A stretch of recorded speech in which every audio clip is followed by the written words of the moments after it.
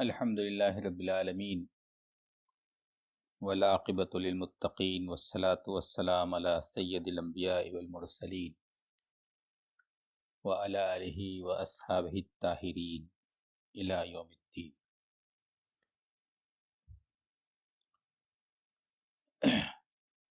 آج کی جو گفتگو ہے اس کا عنوان اس طرح ہے: ہندوستانی مسلمان،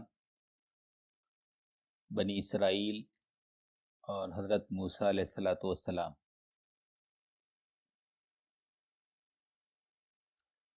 یہ گفتگو شروع کرنے سے پہلے دو تین باتیں ہیں۔ سب سے پہلی بات جو آپ سے عرض کرنا ہے وہ یہ کہ باطل کی جو فطرت ہے وہ ہمیشہ ایک ہی رہی ہے۔ یہ باطل چاہے ہمارے زمانے کا ہو یا نبی آخر الزماں حضرت محمد صلی اللہ علیہ وسلم کے زمانے کے باطل پرست ہوں، یا آپ سے پہلے مختلف انبیاء کے دور میں، چاہے وہ موسیٰ ہوں یا ابراہیم ہوں یا نوح ہوں، ہر زمانے کے باطل کی فطرت ایک ہی رہی ہے۔ اور بالکل اسی طرح ہر زمانے میں انبیاء کی دعوت بھی ایک رہی ہے، چاہے حضرت نوح کی دعوت ہو یا ابراہیم علیہ السلام کی دعوت ہو یا موسیٰ اور عیسیٰ کی دعوت ہو یا نبی آخر الزماں حضرت محمد صلی اللہ علیہ وسلم کی دعوت ہو، تو انبیاء کی دعوت اور انبیاء کا دین ایک ہی رہا ہمیشہ سے۔ اس وجہ سے قرآن پاک میں جتنے بھی نبیوں کے بارے میں اللہ تعالیٰ نے تفصیلات سے ہمیں آگاہ کیا ہے، وہ نبی اکرم صلی اللہ علیہ وسلم کے زمانے پر بھی پوری طرح فٹ ہوتی۔ اور اگر اس زمانے کے لحاظ سے ہم اس کا جائزہ لیں تو اس میں ہمارے لیے بھی بہت ساری رہنما ہدایات ہیں۔ جب ہم قرآن پاک کا مطالعہ کرتے ہیں تو سب سے زیادہ جس قوم کا ذکر قرآن میں ہوا بار بار وہ بنی اسرائیل ہے، اور نبیوں میں سب سے زیادہ جس کا ذکر ہوا وہ حضرت موسیٰ علیہ السلام ہے۔ حضرت موسیٰ اور بنی اسرائیل کے واقعے میں جو چیزیں ہمارے سامنے آتی ہیں وہ نبی آخر الزماں اور کفار قریش، کفار مکہ سے بھی بہت مشابہت رکھتی ہیں، اور یہی وجہ ہے کہ بار بار بنی اسرائیل کے اور حضرت موسیٰ کے واقعے کو بیان کر کے نبی اکرم صلی اللہ علیہ وسلم اور اہل ایمان کو اللہ تعالیٰ نے رہنمائی دی ہے۔ تو اس وقت جو ہم نے گفتگو طے کی ہے اور جو عنوان طے کیا گیا ہے وہ ہے ہندوستانی مسلمان، بنی اسرائیل اور حضرت موسیٰ علیہ السلام۔ ہو سکتا ہے یہ گفتگو طویل ہو جائے، لیکن اگر دیکھا جائے تو یہ گفتگو اس کو ہم تین جگہ بانٹ سکتے ہیں۔ سب سے پہلے ہم یہ کوشش کریں گے کہ ہم یہ دیکھیں کہ ہندوستان میں مسلمانوں کی جو آمد ہے یا اسلام کی جو آمد ہے وہ کس طرح ہوئی، اور پھر اس کے بعد بنی اسرائیل، خاص طور سے جب ہم بنی اسرائیل، اس عنوان میں ہم نے بنی اسرائیل کے بارے میں جو گفتگو کرنا ہے وہ اس کو ہم محدود کریں گے مصر کی بنی اسرائیل پر۔ جب بنی اسرائیل شام سے، فلسطین سے ہجرت کر کے مصر پہنچے اور مصر میں کئی 100 سال انہوں نے گزارے، اور پھر وہاں سے وہ ہجرت کر کے یا آزادی حاصل کر کے دوبارہ فلسطین میں آئے، تو وہ جو 500 سال کا عرصہ ہے، 500 ساڑھے 500 سال کا، اس وقت کی بنی اسرائیل پر گفتگو مرتکز رہے گی۔ بنی اسرائیل کا جو بعد کا دور ہے، فلسطین میں آنے کے بعد سے لے کے نبی آخر الزماں حضرت محمد صلی اللہ علیہ وسلم کی بعثت تک، ابھی ہم اس کو زیر بحث نہیں لائیں گے۔ اور حضرت موسیٰ علیہ السلام کے واقعے کو بھی اس یعنی فرعون کے غرق یابس تک ہی محدود رکھیں گے۔ اس کے بعد حضرت موسیٰ علیہ السلام اور بنی اسرائیل میں جو پورا مومنٹ ہے، تحریک ہے، اور بنی اسرائیل کو منصب امامت پر فائز کرنے اور رکھنے کے لیے حضرت موسیٰ کی جو کوششیں ہیں ابھی وہ زیر بحث نہیں آئیں۔ تو سب سے پہلے ہم شروع کرتے ہیں ہندوستانی مسلمانوں کے تعلق سے کہ ہندوستان میں اسلام اور مسلمانوں کی آمد کیسے ہوئی۔ بہت ساری باتیں ہیں، آپ سب جانتے ہوں گے، اور اس لیے بہت تفصیل میں ہم نہیں جائیں گے، صرف اشاروں میں بہت سی باتیں ہمارے سامنے آئیں گی۔ سب سے پہلے اسلام کا اور مسلمانوں کا تعارف بھارت میں جو ہے وہ تاجروں کے ذریعے سے ہوا، اور زیادہ تر تاجر جو آیا کرتے تھے وہ ساحلی علاقوں میں آتے تھے، تو ساحلی علاقوں میں اسلام اور مسلمانوں کا تعارف ہوا، اور مسلمان اس علاقے میں آئے اور ان کی کالونیاں بنی اور وہ وہاں بس گئے۔ یہ ساحلی علاقے کیرلا سے لے کے جو ہے کرناٹک، ویسٹرن کرناٹک کا ساحل، اور پھر کونکن، موجودہ زمانے میں جو بمبئی کا ساحل ہے وہ، اس کے بعد پھر جو ہے گجرات کا ساحل اور سندھ کا ساحل، یہ پورا جو کوسٹل بیلٹ ہے بحر عرب کا، اس پر جو ہے تاجر آئے، اور ان تاجروں میں بہت سے صحابہ کرام اور تابعین تھے۔ حضرت مالک بن دینار کے بارے میں تو قطعیت سے لوگ بتاتے ہیں کہ وہ بھارت میں آئے صحابی تھے، اور یہیں ان کا انتقال ہوا، اور کیرلا میں قیصر کوٹ میں ان کی قبر آج بھی موجود ہے۔ اور تابعین میں سے بہت سارے لوگ ہیں جو گجرات سے لے کے کیرلا تک جگہ جگہ جن کی قبریں موجود ہیں۔ اور ہم یہ بھی جانتے ہیں کہ کیرلا کے ساحل پر ایک مسجد ہے، قدیم ترین مسجد بھارت کی، جس کے بارے میں یہ کہا جاتا ہے کہ وہ نبی اکرم صلی اللہ علیہ وسلم کی حیات مبارکہ ہی میں بن چکی تھی۔ جیسا کہ ہم جانتے ہیں کہ اللہ کے رسول کی وفات 632 عیسوی میں ہوئی، اور وہ جو مسجد ہے وہ 628 یا 629 عیسوی میں بنی، یعنی 3-4 سال قبل حضور کی وفات سے۔ تو یہ ساحلی علاقوں میں جو اسلام آیا وہ تاجروں کے ذریعے سے آیا، اور ان تاجروں میں کچھ صحابی اور تابعین تھے، اور وہ ہندوستان میں آئے، یہاں پہ اسلام کی دعوت انہوں نے پیش کی، یہاں کے مقامی لوگ بھی مسلمان ہوئے اور وہ بھی یہیں بس گئے، ان کی کالونیاں بنی یہاں پر باقاعدہ، اور اس طرح سے اسلام کا تعارف بھارت کے اندر ہوا۔ دوسرا جو طریقہ تھا اسلام اور مسلمانوں کو بھارت میں متعارف کرانے کا، وہ مسلح جد و جہد تھی۔ چنانچہ تاریخ سے ہمیں پتہ چلتا ہے کہ حضرت عمر رضی اللہ عنہ کے دور خلافت میں سب سے پہلی بار مسلمانوں کی افواج بھارت میں آئیں۔ عمان کے جو گورنر تھے حضرت سعد بن آس، ان کے بارے میں کہا جاتا ہے کہ وہ فوج لے کر بمبئی کا جو ایک علاقہ ہے چیمبور کے ساحل پر اترے۔ اس زمانے میں بمبئی نہیں تھا، چھوٹے چھوٹے دیہات رہے ہوں گے۔ وہیں سے وہ اترے، کچھ رہے کچھ دن، اور پھر واپس چلے گئے۔ کوئی بڑی جھڑپ اور جنگ نہیں ہوئی۔ یہ سب سے پہلی شہادت ہے جو مسلح گویا کہ افواج کے بھارت میں آنے کی ہے۔ اس کے بعد جو ہے محمد بن قاسم اپنی فوج لے کے بھارت میں آئے، نبی اکرم صلی اللہ علیہ وسلم کے بعد تقریباً 80 سالوں کے بعد، حضور کی وفات کی۔ اور جو آج موجودہ پاکستان ہے پورا وہ، اور بھارت میں گجرات کے کچھ علاقے، وہ محمد بن قاسم نے اپنے 3-4 سال کے عرصے میں فتح کیے، اور وہاں پہ ایک شہر بھی بسایا جس کا نام منصورہ تھا، جو مسلم ہندوستان کا کیپٹل تھا۔ اور آپ یہ بات جانتے ہیں کہ محمد بن قاسم کو بعد میں دوسرے خلیفہ نے واپس بلا لیا تھا، چنانچہ وہ فتوحات کا سلسلہ رک گیا، آگے نہیں بڑھا۔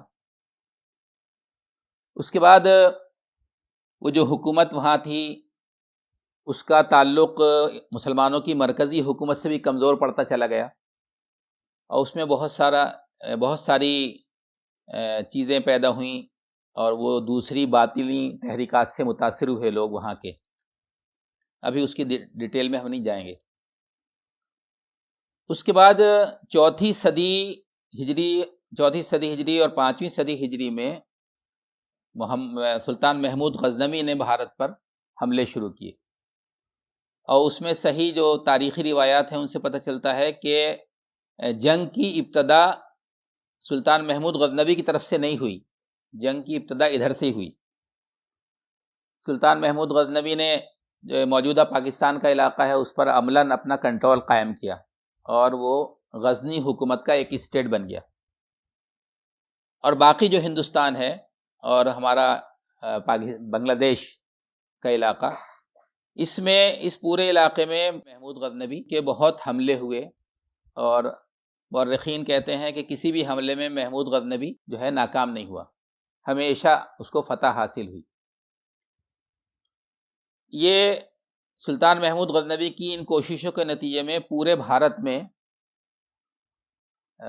موجودہ اگر ہم دیکھیں تو یعنی پنجاب، ہریانہ اور راجستھان اور دلی، ایم پی، یہاں تک کہ اڑیسہ تک اور بنگال تک اسلام کا تعارف ہوا،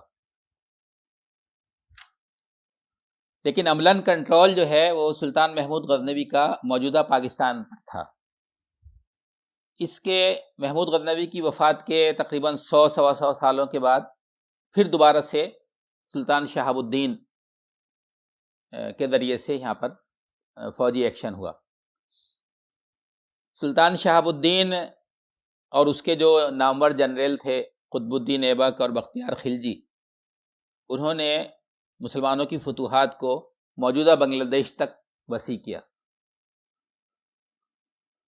سلطان شہاب الدین غوری کی وفات کے بعد ہندوستان میں پہلی مسلم حکومت، آزاد مسلم حکومت قائم ہو گئی، اور پہلا بادشاہ جو بنا وہ قطب الدین ایبک تھا، جو شہاب الدین غوری کا غلام تھا اور اس کا وہ ایک جنرل بھی تھا۔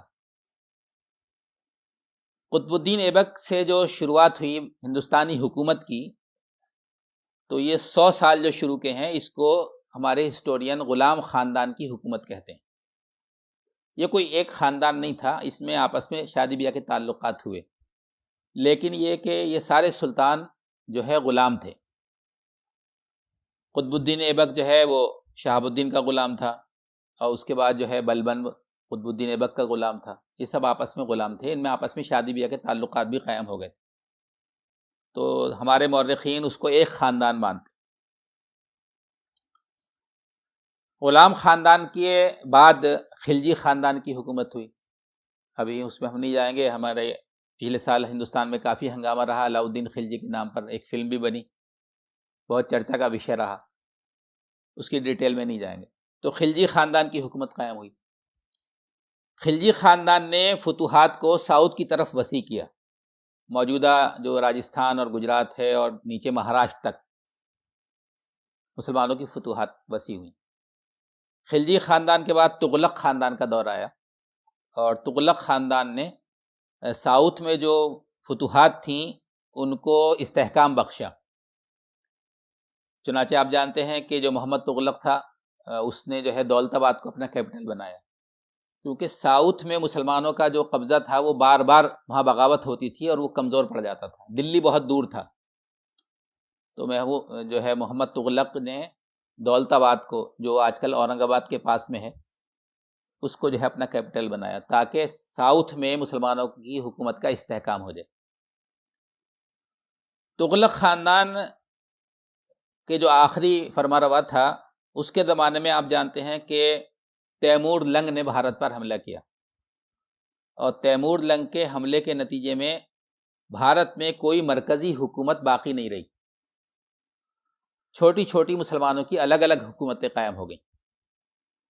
دلی اور پنجاب کے علاقے میں، دلی، ہریانہ، پنجاب اور پاکستان کا پنجاب، یہ جو ویسٹرن بیلٹ تھا، اس میں تو تیمور لنگ کا جو گورنر تھا بعد میں خضر خان، اس کی حکومت قائم ہوئی، اور اس حکومت کو سید خاندان کی حکومت کہا جاتا، جو دلی سے لے کے پاکستان تک وسیع تھی۔ لیکن اس کے ساتھ ساتھ پورے ہندوستان میں الگ الگ حکومتیں تھیں۔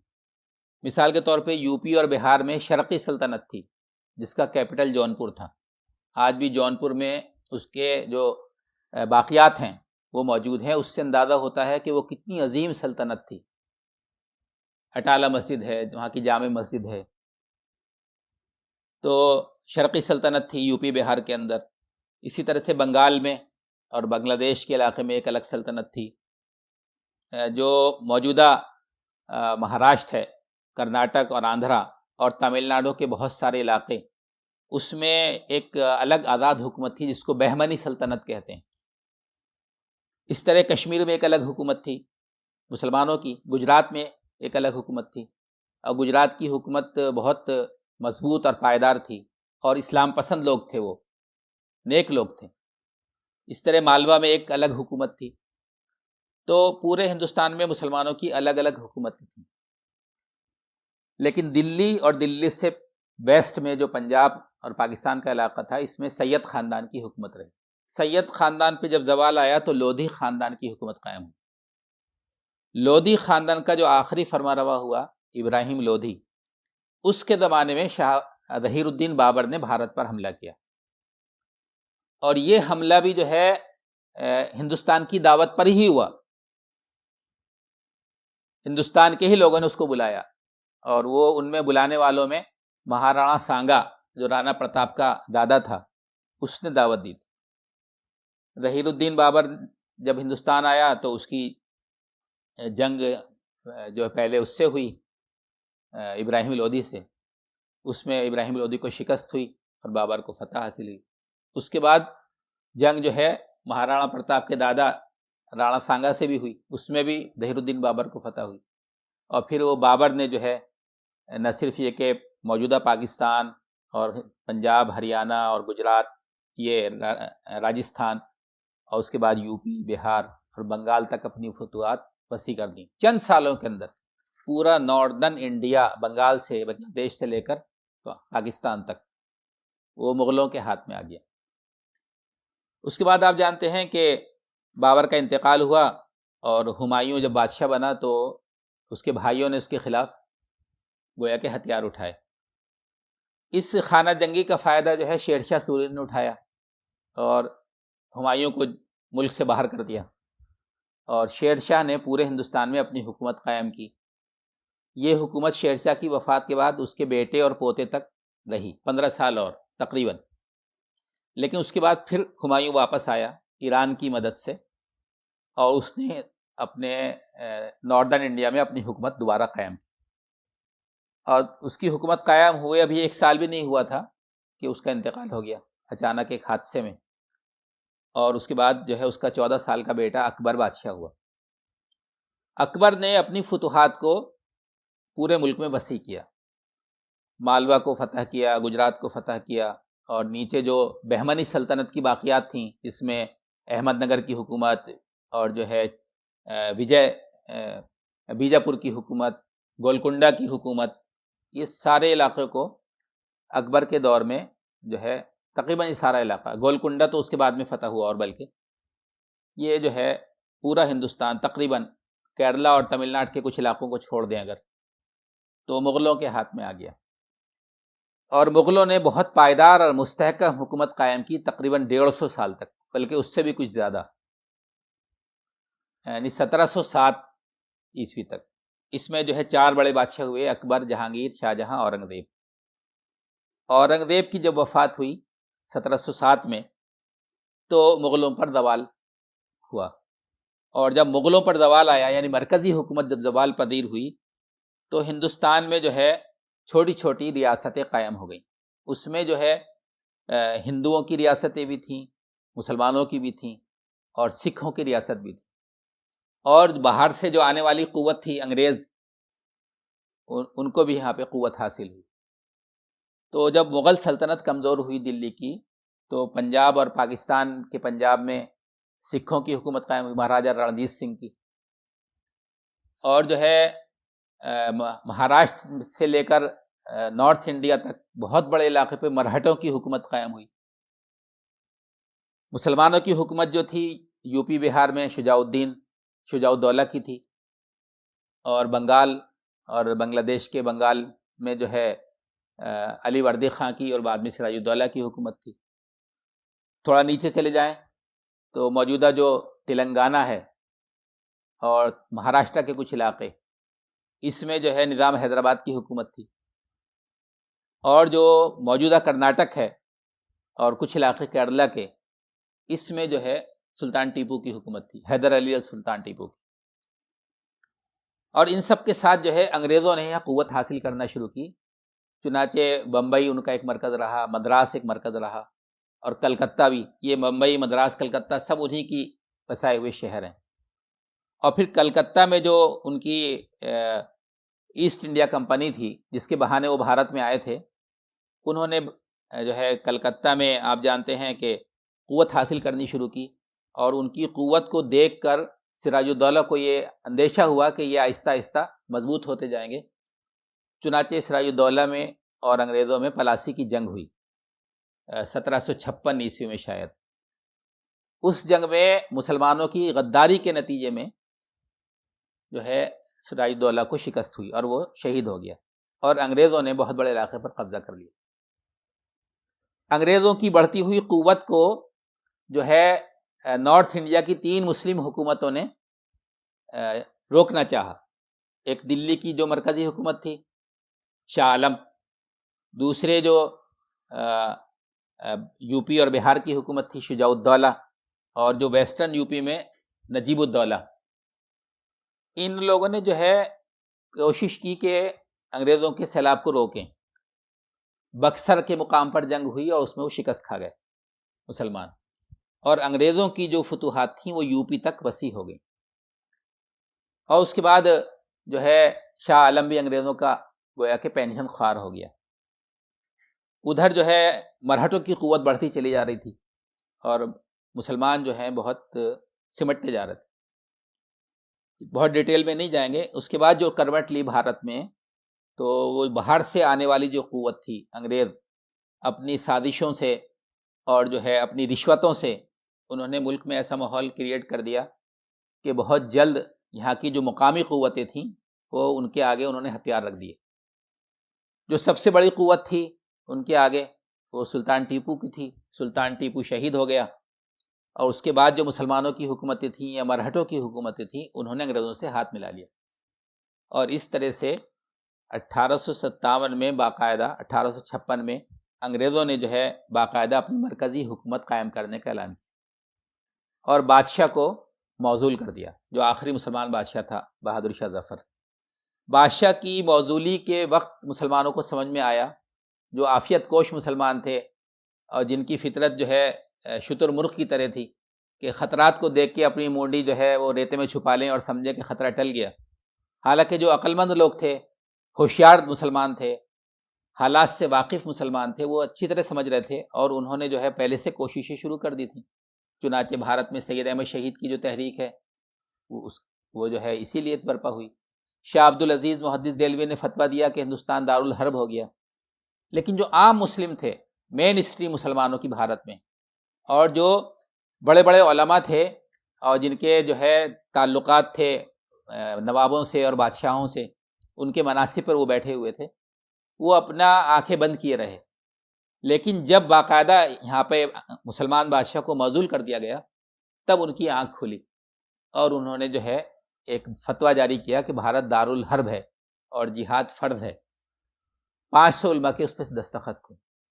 اس کے نتیجے میں مسلمانوں نے بغاوت کی اور جو ہے دلی پہ قبضہ کر لیا مسلمان افواج نے، اور بہادر شاہ ظفر کو دوبارہ اپنا بادشاہ بنا لیا. لیکن 6 مہینے کے اندر ہی اندر انگریزوں نے دوبارہ سے دلی پہ کنٹرول حاصل کیا، اور دوبارہ سے جو دلی پہ اقتدار قائم ہوا انگریزوں کا، اس میں بہت بڑا رول تھا جاٹوں کا. جاٹ بٹالین، انگریزوں کی جو جاٹ بٹالین تھی، اور سکھ بٹالین. سکھوں اور جاٹوں کی افواج نے جو ہے انگریزوں کو فتح دلائی اور مسلمانوں کو شکست ہوئی. یہ پہلی جنگ آزادی ہے 1857 میں جو لڑی گئی، جس میں مسلمان شکست کھا گئے. اس میں ہندو بھی شریک تھے، لیکن اس میں جو زیادہ رول تھا وہ مسلمانوں کا ہی تھا، اور جو زیادہ بڑا نقصان ہوا، بہت بڑا نقصان ہندوؤں کے مقابلے میں، وہ مسلمانوں کا ہی نقصان تھا. اس کی ڈیٹیل میں نہیں جا سکتے، یہ الگ ٹاپک ہیں. چنانچہ کہا جاتا ہے کہ 1857 کی جنگ آزادی میں تقریباً 35,000 علماء کرام کا قتل ہوا انگریزوں نے، اور مراد آباد سے لے کر دلی تک اور سہارنپور سے لے کے دلی تک، میرٹھ سے دلی تک جو ہائی وے تھے، شاید ہی کوئی درخت اس پہ ایسا بچا ہو جس پہ مسلمانوں کی لاشیں نہ لٹکی ہوئی بعد میں۔ تو اس طرح انگریزوں کی حکومت قائم ہو گئی۔ انگریز اچھی طرح سمجھتے تھے کہ ہم نے یہ حکومت مسلمانوں سے چھینی ہے، تو ان کی کوشش یہ تھی کہ مسلمانوں سے جو ہے جہاد و قتال کا جو جذبہ ہے وہ چھین لیا جائے اور مسلمانوں کو دبا کے رکھا جائے، پریشر میں رکھا جائے، انڈر پریشر۔ ان کی کوشش یہ تھی۔ اس کے لیے انہوں نے بہت سارے کام کیے۔ انہوں نے علماء اکرام کو بھی خریدا، انہوں نے جو ہے جعلی پیغمبروں کو بھی کھڑا کیا مسلمانوں کو دھوکہ دینے کے لیے۔ غلام احمد قادیانی انہی کا شاہکار ہے۔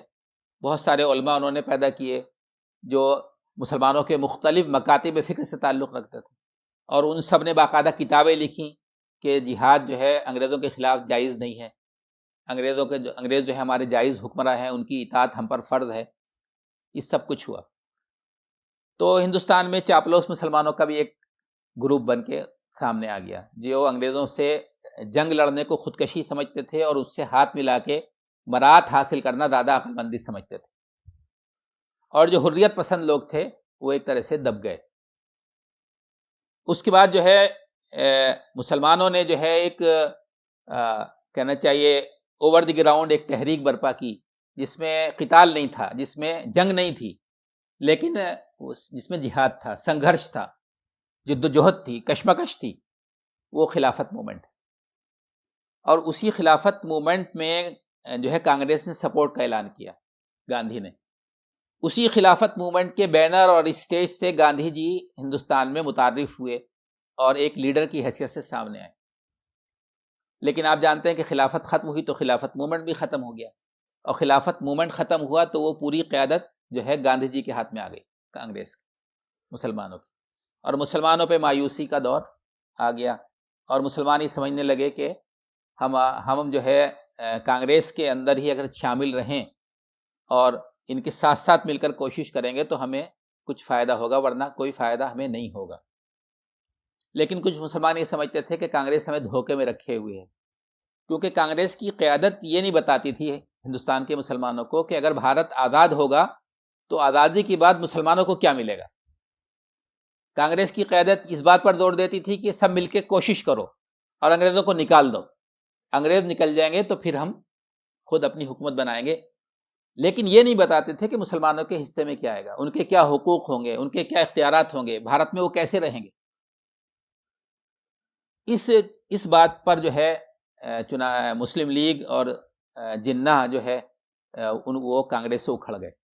اور آپ جانتے ہیں کہ محمد علی جناح جو ہے شروع میں مسلم لیگ میں نہیں تھا، وہ کانگریس میں تھا، بلکہ کانگریس نے جب اپنی اسٹوڈنٹس ونگ قائم کی، NSUI national students union of India, تو national students union of India کی پہلی جو کانفرنس ہوئی اس کی صدارت محمد علی جناح نے کی، پکا کانگریسی تھا، اور کانگریسی قیادت کے قریب رہ کر ہی اس کو اندازہ یہ ہوا کہ کانگریسی قیادت مسلمانوں کے ساتھ دھوکہ کر رہی شاید، اس لیے وہ مسلم لیگ میں آ گیا۔ اور پھر مسلم لیگ میں آنے کے بعد انہوں نے جو ہے پریشر پالیٹکس کا سہارا لیا، اور یہ کہ یا تو یہ طے کرو کہ ہمیں کیا ملے گا ورنہ ہمارا ملک الگ ہونا چاہیے۔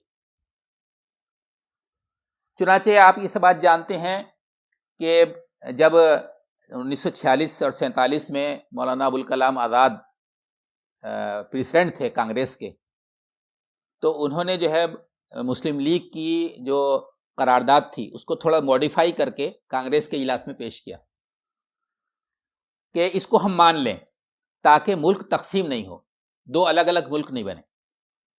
تو کہا جاتا ہے کہ ابوالکلام آزاد کی موڈیفائی تجاویز کو جو ہے گاندھی نے بھی حمایت دی، لیکن نہرو اور پٹیل نے حمایت نہیں دی، اور وہ اڑ گئے کہ ہم یہ تجاویز نہیں مانیں گے۔ چنانچہ وہ کانگریس کے اجلاس میں تجاویز جو ہے ریجیکٹ ہو گئیں، تو گویا کہ پاکستان کا بننا طے ہو گیا اس کے بعد، اور پاکستان بنا، دو الگ الگ ملک بنے۔ کانگریس کی تھیوری یہ تھی کہ ہندوستان ایک ملک ہے، ایک قوم، ون نیشن تھیوری جسے کہا جاتا، اور مسلم لیگ کی تھیوری یہ تھی کہ ہندوستان میں کم سے کم 2 قومیں ہیں، مسلمان الگ قوم ہے، باقی سب ایک قوم رہتے ہیں تو رہیں۔ تو چنانچہ جو ہے ملک تقسیم ہو گیا اور مسلمانوں کا جو ایک الگ ملک وجود میں آ گیا۔ لیکن جو کانگریس میں مسلمان تھے انہوں نے جو ہے مسلم لیگ کا ساتھ نہیں دیا، محمد علی جناح کا ساتھ نہیں دیا، بلکہ ہندوستان میں رہنا طے کیا۔ یہ جو آج پروپیگنڈا ہو رہا ہے کہ مسلمانوں نے پاکستان بنا لیا تو یہاں کیوں رہ رہے ہیں، اگر اس ٹائم سارے مسلمان طے کر لیتے کہ ہمیں الگ ملک چاہیے تو یہ موجودہ جو پاکستان تھا وہ اتنا بڑا نہیں ہوتا۔ لیکن ایک بہت بڑی تعداد نے جو کانگریس کے ساتھ تھی اس نے یہ طے کیا کہ ہم محمد علی جناح سے متفق نہیں ہیں، ہم بھارت میں رہیں گے، کانگریس کے ساتھ رہیں گے، اور ملک جو ہے ہندوستان وہ آزاد ہونے کے بعد ایک سیکولر اسٹیٹ بنے گا، یہاں پہ ہمارے حقوق اور اختیارات ہوں گے، ہم پر ظلم نہیں ہوگا، ہم پر زبردستی نہیں ہوگی، ہماری مساجد اور مدارس کا تحفظ ہوگا، ہم یہیں رہیں گے، ہم پاکستان نہیں جائیں۔ چنانچہ جو ہے 2 ملک بنے، اور پاکستان جو بنا وہ اس بنیاد پر بنا کہ جن اسٹیٹس میں مسلمانوں کی میجورٹی ہوگی وہ پاکستان بنے گے، اور جن اسٹیٹس میں ہندوؤں کی میجورٹی ہوگی وہ ہندوستان بنے گے۔ تو بہرحال پاکستان بنا۔ انگریزوں کے جو 100 سال ہیں، 90 سال تو باقاعدہ ہیں، 1857 سے 1947، ان 90 سالوں میں انگریزوں نے جو حکومت قائم کی تو وہ تو باہر کی قوم تھی، اور ہندوستان میں ہندو اور مسلمان دونوں قومیں تھیں، تو ان کی کوشش یہ ہوتی تھی کہ بیلنس رہے دونوں کے درمیان، اگر ہندوؤں کو کچھ دیں تو مسلمانوں کو بھی کچھ دیں، مسلمانوں کو کچھ خوش کریں تو ہندوؤں کو بھی خوش کریں، یعنی برابر، دونوں کے معاملے میں برابر کا انداز تھا ان کا۔ چنانچہ آپ جانتے ہیں بہت عام اور مشہور بات ہے کہ جب مدن موہن مالویہ نے بنارس ہندو یونیورسٹی قائم کی تو انگریزوں نے سر سید کو آگے بڑھا کے علی گڑھ مسلم یونیورسٹی قائم کرائی تاکہ جو ہے دونوں قومیں خوش رہیں۔ تو انگریزوں کے دور حکومت میں مسلمانوں کے ساتھ تقریباً برابر کا معاملہ تھا، برابر کا وزن تھا، اور ہندوستان کی جو مسلح افواج تھیں اور ہندوستان میں جو پولیس تھی انگریزوں کی، اس میں تقریباً 35% مسلمانوں کی نمائندگی تھی، 35%۔ لیکن جب انگریز یہاں سے چلے گئے اور ملک آزاد ہو گیا تو جو ہندوستان ہے، ابھی ہم پاکستان کی یا بنگلہ دیش کی بات نہیں کر رہے، اب ہم اس ہندوستان کی بات کر رہے ہیں جو ابھی ہے۔ اس ہندوستان میں مسلمانوں کے ساتھ جو سلوک روا رکھا گیا، اس میں سب سے پہلی بات جو آپ سے مجھے کہنا ہے وہ یہ کہ ہندوستان میں پاکستان کی بننے سے پہلے سے ہی فرقہ وارانہ فسادات شروع ہو گئے تھے، اور یہ فسادات کا سلسلہ چلتا رہا، بڑھتا رہا، اور وہ ابھی تک چل رہا ہے۔ 70 سالوں میں بے شمار ہندو مسلم رائٹ ہوئے، اور اس کو ہندو مسلم رائٹ کہنا بھی اچھا صحیح نہیں ہے، بلکہ مسلم کش رائٹ ہوئے، مسلم کش فسادات ہوئے۔ پورے پلانڈ وے میں مسلمانوں کی نسل کشی کی کوششیں ہوئیں، اور ان میں بعض کوششیں بہت بڑے پیمانے پر ہوئیں۔ مثال کے طور پہ 1981 میں آسام میں جو مسلمانوں کا قتل عام ہوا، بنگالی مسلمانوں کا، جس کو ہندوستان کی اس وقت کی کانگریس حکومت نے پوری دنیا میں پروپیگنڈا کر کے یہ سمجھانے کی کوشش کی کہ یہ ہندو مسلم رائٹ نہیں ہے، یہ بنگالی آسامی رائٹ ہے، حالانکہ اس میں 99% بنگالی مسلمانوں کی شہادتیں ہوئیں۔ اگر آپ اس وقت کی تاریخ اٹھا کر پڑھیں گے، 1981 میں ایک دن کے اندر 28,000 مسلمانوں کا قتل ہوا، ایک دن کے اندر۔ ابھی تو اس وقت جو ہم لوگ بیٹھے ہوئے ہیں ان کے سامنے گجرات ہے، اس کو ہم بھول گئے، جو نئی نسل ہے وہ تو جانتی ہی نہیں، جو پرانے لوگ ہیں وہ بھی بھول چکے ہیں۔ تو ہندوستان میں جو ہے مسلم کچھ فسادات شروع کیے گئے، اور وہ ان کا سلسلہ ابھی تک چل رہا ہے۔ دوسری بات جس کی طرف اشارہ کرنا مقصود ہے وہ یہ کہ مسلمانوں کے تشخص کو، آئیڈینٹی کو ختم کرنے کی کوشش کی گئی، یعنی حکومتی سرپرستی میں اس بات کی کوششیں شروع ہوئیں کہ مسلمان ایک الگ، ان کی شناخت نہیں رہے، یہاں کا جو مین اسٹریم ہے بھارت کا، مسلمان اس میں بہہ جائیں، اگر ان کا مذہب رہتا بھی ہے تو وہ پرسنل جو ان کی چیزیں ہیں اس میں رہے، بس گھر کے اندر۔ چنانچہ اس کے لیے جو ہماری ہندوستانی حکومت کی سرپرستی میں جو کوششیں ہوئیں اس میں ایک کوشش یہ تھی کہ انہوں نے اردو کو قتل کر دیا، اردو کا گلا گھونٹ دیا، اور اس کے پیچھے پروپیگنڈا یہ کرایا کہ یہ مسلمانوں کی زبان ہے اور اردو جو ہے پاکستان کی زبان ہے، ہندوستان میں اس کے لیے جگہ نہیں۔ تو اور آپ جانتے ہیں کہ زبانوں کا کیا رول ہوتا ہے۔ بھارت کے مسلمانوں کی جو زبان تھی وہ عربی نہیں تھی اور فارسی بھی نہیں تھی، اردو تھی۔ اردو میں ہی ان کا پورا مذہبی لٹریچر تھا، چنانچہ اس بات کا اندیشہ ہو گیا، اور وہ اندیشہ ایک حد تک بالکل صحیح ثابت بھی ہو گیا، کہ آنے والی جو نسلیں تھیں اردو سے بے بہرہ ہوئیں تو دین سے بھی دور ہوتی جا رہی، دین سے بھی کٹتی جا رہی۔ تو اردو کا جو گلا گھونٹا گیا اس کی طرف آپ کو متوجہ کرنا تھا۔ پرسنل لا، جس کے نتیجے میں ہمارا تشخص باقی رہتا ہے، آئیڈینٹی باقی رہتی، اس پرسنل لا کو ختم کر کے کامن سول کوڈ لانے کی کوششیں اول روز سے شروع ہو گئیں، پہلے ہی دن سے۔ چنانچہ کانگریس کی حکومت میں کئی بار پرسنل لا کو ختم کرنے اور پرسنل لا کو تبدیل کرنے کی کوششیں ہوں، کئی بار، لیکن مسلمانوں کی کوششیں کبھی اس کے خلاف کامیاب ہو گئیں اور کبھی ناکام۔ اور اس ٹائم بھی آپ دیکھ رہے ہیں کہ باقاعدہ کامن سول کوڈ لانے کی تیاری ہے، جو موجودہ حکومت ہے اس کو آپ دیکھ رہے ہیں۔ 3 طلاق کا بل جو ہے پاس ہو چکا ہے، اور باقاعدہ 3 طلاق کو جو ہے اللیگل ڈکلیئر کر دیا گیا۔ تو یہ مسلم پرسنل لا کو ختم کرنے کی کوشش ہوئی۔ ہمارے جو تعلیمی ادارے تھے، علی گڑھ مسلم یونیورسٹی اور عثمانیہ یونیورسٹی، یہ 2 بڑی یونیورسٹیاں تھیں انگریزوں کے زمانے سے قائم، ان دونوں کے اقلیتی کردار کو ختم کرنے کی کوشش کی ہو کانگریس کی حکومت نے، اور اب جو ہے بی جے پی کی حکومت کوشش کر رہی۔ علی گڑھ مسلم یونیورسٹی کا اقلیتی کردار ختم ہو گیا، بعد میں بہت بڑی تحریک مسلمانوں نے چلائی تو تھوڑا بہت مل گیا، اور جو عثمانیہ یونیورسٹی تھی اس کا تو اقلیتی کردار ہی ختم نہیں ہوا، وہ تو مسلمانوں کے ہاتھ سے نکل گئی پوری طرح سے۔ اس ٹائم عثمانیہ یونیورسٹی میں صرف 3% مسلمان طلبہ ہیں، 3%۔ تو مسلمانوں کے تعلیمی اداروں پر جو ہے شب خون مارے گئے، اور ان کو مسلمانوں سے چھیننے کی کوششیں ہوئیں ہندوستان کے اندر۔ مدارس پہ بھی ان کی نظریں جو ہیں ٹیڑھی رہیں، اور مدارس کو بھی پریشان کرنے کی کوششیں کی گئیں۔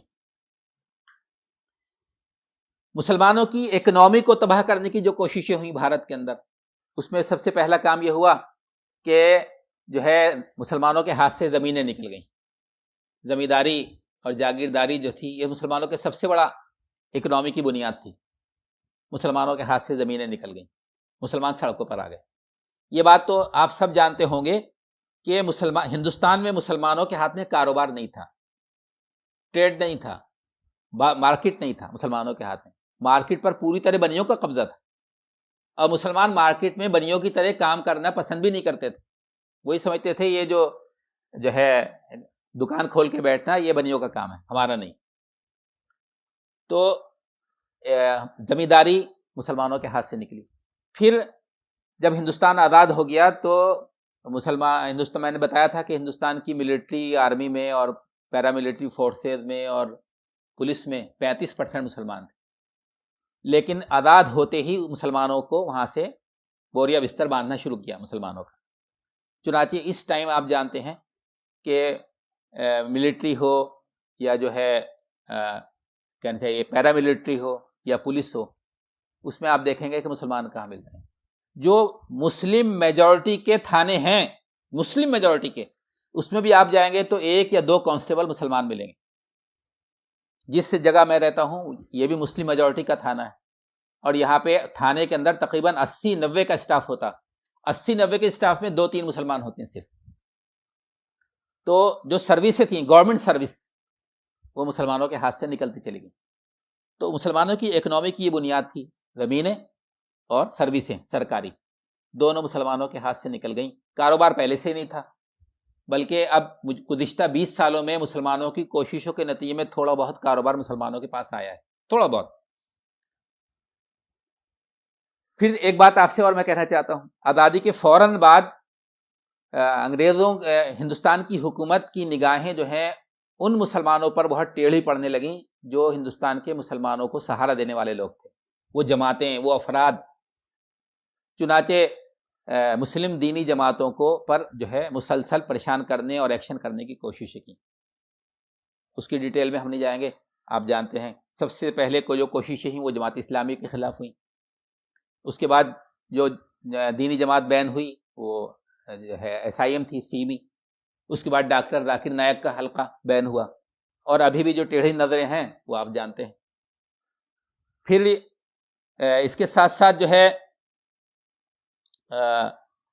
عدلیہ نے، جوڈیشری نے جس جانبداری کا مظاہرہ کیا، آج سے نہیں پہلے دن سے مسلسل، اور اس جانبداری میں برابر اضافہ ہو رہا ہے. ڈسٹرکٹ کورٹ نہیں، سیشن کورٹ نہیں، ہائی کورٹ نہیں، سپریم کورٹ تک، وہاں کہیں ہم یہ محسوس نہیں کرتے کہ واقعی وہاں کوئی انصاف ہو رہا. انصاف ہو تو اس کو دکھنا چاہیے. اگر انصاف دکھ نہیں رہا لوگوں کو تو کیسا انصاف؟ چنانچہ ابھی 1 سال کے اندر جو عدلیہ نے فیصلے کیے ہیں تو تماشا بن گیا ہے عدلیہ کا پوری دنیا کے اندر، ہندوستانی عدلیہ کا.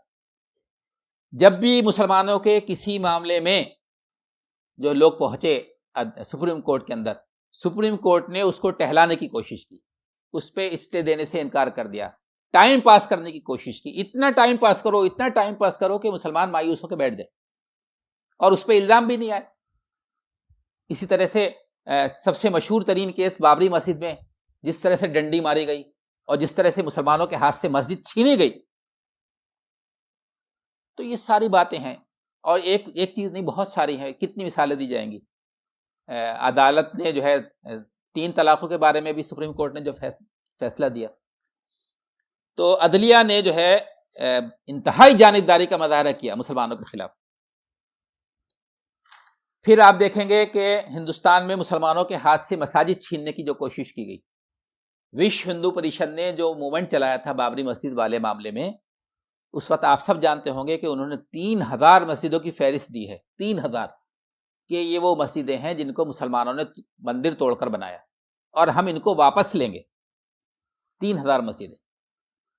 یہ تو وہ مسجدیں ہیں جس کو وہ علل اعلان واپس لینا چاہتے ہیں، اور کم سے کم 6-7 ہزار مسجدیں ایسی ہیں جو ہندوستان کی حکومت کے کنٹرول میں ہیں پہلے دن سے، آثار قدیمہ کے محکمے کے تحت، جن میں آپ نماز نہیں پڑھ سکتے، جن میں آپ اندر جا کے جو ہے کوئی دینی کام نہیں کر سکتے.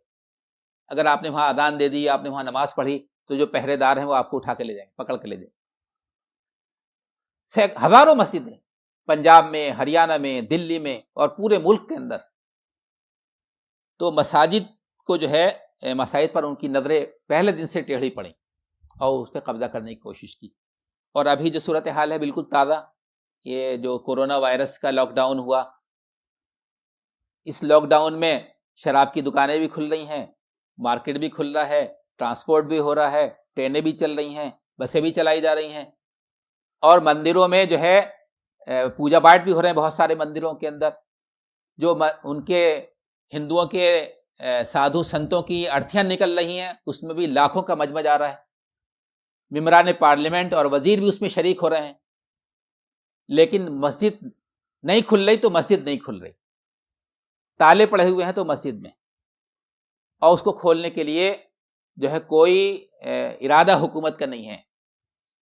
لاک ڈاؤن ایکسٹینڈ کرتے چلے جا رہے ہیں. اسی دوران آپ جانتے ہیں رمضان بھی آ گیا، رمضان کے جمعہ بھی گزر گئے، اب آخری جمعہ آنے والا ہے پرسوں کو، کل کو، وہ آخری جمعہ بھی ایسے گزر جائے گا، پھر عید آنے والی ہے. تو وہ جو ہے اس کورونا وائرس کے لاک ڈاؤن کو انہوں نے ذریعہ بنا لیا ہے مسجدوں میں تالہ بندی کا. اور ہماری جو نااہل قیادت ہے، ہماری جو دینی اور نااہل قیادت ہے، وہ حکومت کے سامنے گھٹنے ٹیکے ہوئے، حکومت کی ہاں میں ہاں ملا رہے ہیں لوگ. حکومت سے یہ مطالبہ نہیں کیا جا رہا قاعدے میں، فورس کے ساتھ، کہ جب آپ مارکیٹ کھول رہے ہیں، جب آپ شراب کی دکانیں کھول رہے ہیں، تو مسجد کیوں نہیں کھول رہے ہیں؟ ہم احتیاط کے ساتھ نماز پڑھیں گے، لیکن ہماری مسجد کھلنی چاہیے، ہمارے مدارس کھلنے چاہیے. تو بہرحال مسجدوں پہ ان کی بڑی ٹیڑھی نظر ہے. آخری بات جو آپ سے میں کہنا چاہتا ہوں بھارت کے تناظر میں، وہ یہ ہے کہ بھارت میں حکومت کی سرپرستی میں پہلے بھی، لیکن وہ تھوڑا ڈھکا چھپا تھا.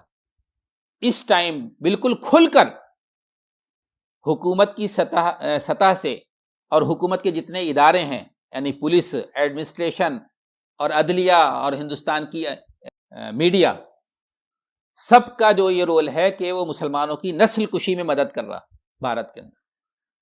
مسلمانوں کے خلاف جو ہے موب لنچنگ ہو رہی ہے، حکومت خاموش تماشا دیکھ رہی ہے، بلکہ مدد کر رہی ہے ان کی جو موب لنچنگ کرتے ہیں.